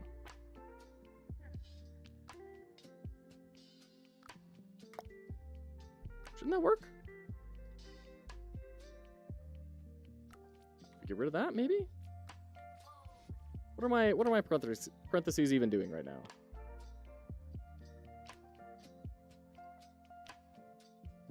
Oh, we have a vector 2. Is that what this is supposed to be? Is that a vector 2? Oh, okay, that's my problem. I'm a big, giant dummy. Okay. Oh, and we're going to have to... Let's just hook up block. My goodness. Here we go. It's going to take 2 seconds. Block. There we go. Hooked up. Guess I'll wait. Okay, I can't wait to see what you spend your points on. So. Whoa! Ah! Seizure warning. Jeez. Okay. So obviously that's not what we're looking for.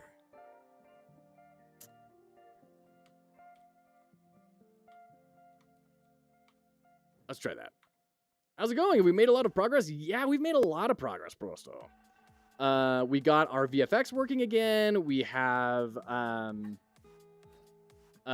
we got markers spawning in for our dots. So now they're not randomly generated along a line. They're spawning from specific markers. That's going to be important for later levels when maybe this, you know, skewed shape in the background isn't a rectangle. Maybe it's going to be a circle or a square or a star shape or something. Right now we'll be able to move those markers around and maintain the spawning, and it'll all fix just fine. We got the bouncy peg all spawning in correctly, and we're trying to make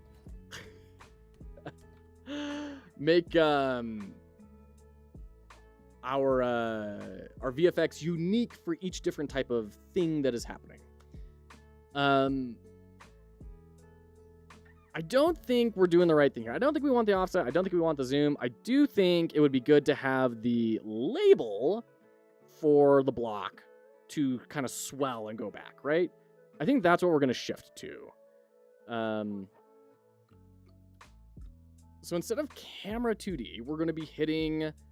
oh, shoot. Now we have to decide which block label are we hitting.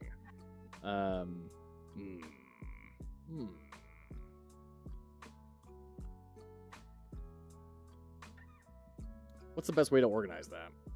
Roller Coaster Tycoon wanted to grab you the exact info. The game was developed in a small village near Dunblane over the course of 2 years. Sawyer wrote 99% of the code for Roller Coaster Tycoon in x86 assembly language for the Microsoft Macro Assembler, with the remaining 1% written in C. That's crazy. That's wild. My goodness. Sounds like a lot. It is a lot. I mean, look at all those check marks up above.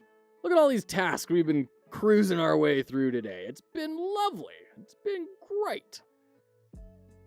So yeah, welcome in, Prosto. I hope you're doing well. Hope you're doing okay. Making the best of your situation. Okay. We want to swell the block number. The problem with it is we don't know if we're going to swell one side versus the other. So we need to have, I think the cleanest way I can think to do this with my current level of knowledge is really annoying, but just do it this way. I don't want to do it that way, but I think it's going to be the easiest way to just move forward quickly. And so that's what we're going to do. We're going to try and, move forward quickly. Programming in assembly is actually painful. Alive, so happy, thanks. Yeah, hope you're good too. We're having a great day. We had a wonderful raid from Aramis. We've got all these new friendly faces that are hanging out with us today. It's been fantastic. We've been talking about our game jam and getting the word out on that and trying to boost Captain Coder's jam as well. His numbers have gone up since I've been streaming. I'm going to choose to say that that's from us. Good job, team. Well done, everyone.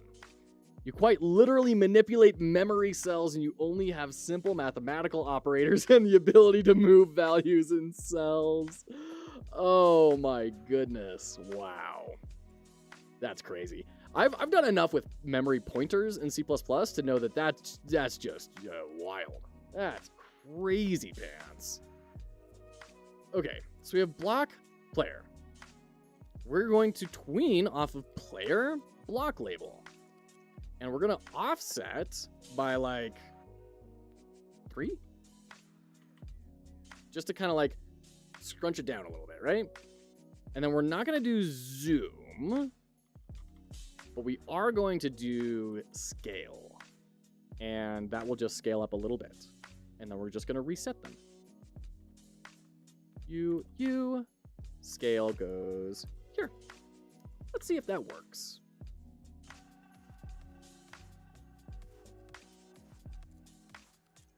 Blue, blue, red. Come on. Blue, blue, red. Okay. It's a null value.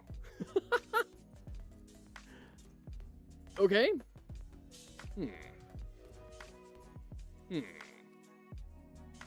Why would that be? Why is it saying that is a null value? I mean, is offset not a property of it? Of a label? I mean, it has to be, right? If we go to our UI, we find our player block label. We have our position at least, right? Like, what if I do that?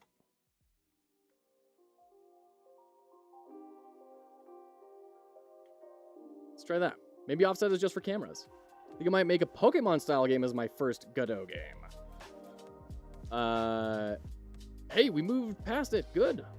Oh, we're back on offset. Okay. It uses trading cards instead of Pokemon sprites. Cool, Alpha. Sounds great. Planning on having like evolution stuff. I'm a sucker. I'm a big sucker for evolution in games. For true Turing machine programmers. Oh, hilarious. Yeah, I love Monster Tamers. I love Monster Tamers. Hey, it's working. It's working. It's not getting reset to the right place, but it is working. So we need to reset to what it is at in here, which is 0, -8. Yeah, Alpha. Good times. One thing we've been thinking about doing, because I'm always on the lookout for how do we keep on supporting people. Oh, that's looking so much better. We're zooming way too far down, and our position is way off. But man, I'm liking the way that feels. And we've got the game jam. That's one big way. We've got our sponsors to kind of like incentivize people. Like, hey, look, you can actually make money by doing this if you want. I'm gonna take this down to like 0.5. But one other thing I've been thinking about doing, Captain Coder has their mechanical madness thing they do, right? Oh boy, that is just a lot still. Let's take that to 0.5 here. I think it would be cool if, like, right now it's portals, right? I think it would be rad to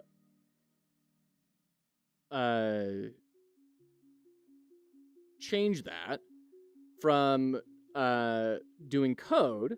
When they wrap that up and it's in their library of open source stuff, then we as a community tack onto that next month and we do a little design challenge off of it. Not doing a full game jam, but just like, this is an interesting mechanic based off of portals, right? I think that could be kind of fun. In the same sort of style and vein as their madness, the mechanical challenge of you're not building a full game using it. You're just saying, this is an interesting idea, leveraging what people have already built. So it should be fairly quick to kind of jump in and mock something up, and you wouldn't even necessarily need to do it in code. You could just grab any way that you can communicate the design idea. That's something I've been thinking around. I think it would be a fun thing to do. And then we could build up a big library site of like, look at all these mechanic ideas for this type of a thing. And then when people are doing a game jam or they're planning out their game and they need some inspiration, like, oh man, I've got portals in my game, but I need a couple more things that you can do with them to really justify their existence. You can come to the website, look at portals, and then see like this community-driven library of cool mechanic ideas. I think that'd be a rad thing. So why is it flying off of the box? Like, we're moving so small. What if we take off the scale vector here? On the Y. Blue, blue, red. Yeah, it's doing the same thing. What if we just say 1.05 on that?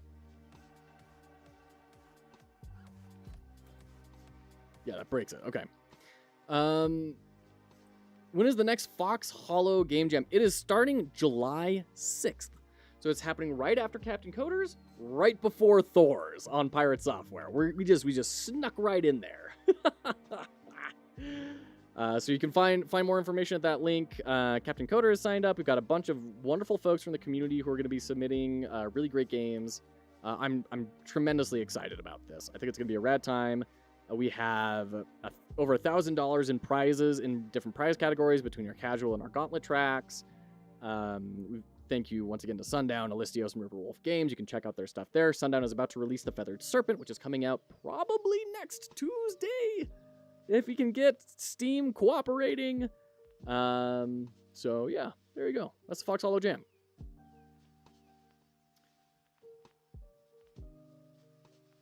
Oops, wrong Godot. I'm in 4.3 beta, and it's a different EXE, and I accidentally clicked on the old version. Okay. So my question is, why is this being such a butt? Essentially, is really all I want to know. And I don't feel like that's too much to ask. Okay. Maybe we just take the position off and we just swell it. 1.05. Let's go a little wild. I had a mentor once who would teach people how to hunt. That was like his side business. And yeah, it's a bit too much. He said, when people are trying to sight their guns, which is saying like, make sure that the sights are pointing exactly where they're supposed to, you can get your bullseye if your sights are lined up to, oh, that's feeling way better. He said, what a lot of people do is they will take a shot and then make a tiny little adjustment, take a shot, take a tiny little adjustment, take a shot, and it takes him like 10 shots. He says what he does is he'll take a shot and then way overcorrect and then take another shot. And then overcorrect again, take another shot, and then he has enough data to kind of like get it usually in about 3 shots. And so it's super efficient. And I've kind of adopted that maxim in a lot of areas of my life of go to extremes when you're calibrating to understand what is more reasonable. Oh, that feels so good. That feels great. Man understands binary searching. There you go, Zaf. Okay, that's feeling lovely. So we're going to go ahead and delete the offset or the position stuff. Just using that scale, I think, is great. And then we're going to take that and put it into villain block. And instead of being the player block label, it's going to be the villain block label. And then that will do that. So copy that, paste it. We're going to go to our villain and make sure we are broadcasting this. And this will be block villain. Binary search, cool, yeah. Do you do it after sighting the animal or before? Gotta be really quick on the draw. Oh, lovely. Although it's going in the opposite direction. I want it to zoom. Ooh, that's gonna be hard. We may actually need to do the position on this in order to make it look like it's scaling out in the right direction.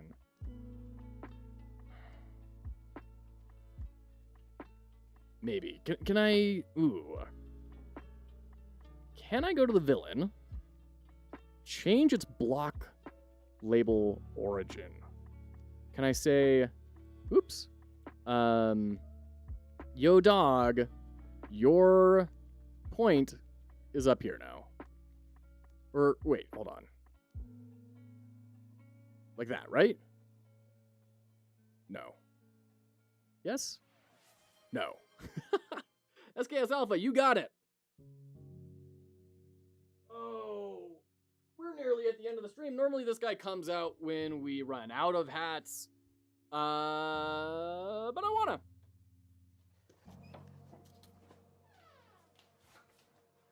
There we go. Little Witch King of Angmar to end the day out. Usually scrolling videos like that. Don't think the deer will let you get a second shot out. Have I ever gone hunting myself? No, I don't. I live in a place that has a lot of hunters. There's a lot of wilderness around us that's pretty accessible. Hunting is not an uncommon thing around here. I just, it's never been of interest to me. I don't know that I could, to be honest. I don't know that I could actually pull that trigger.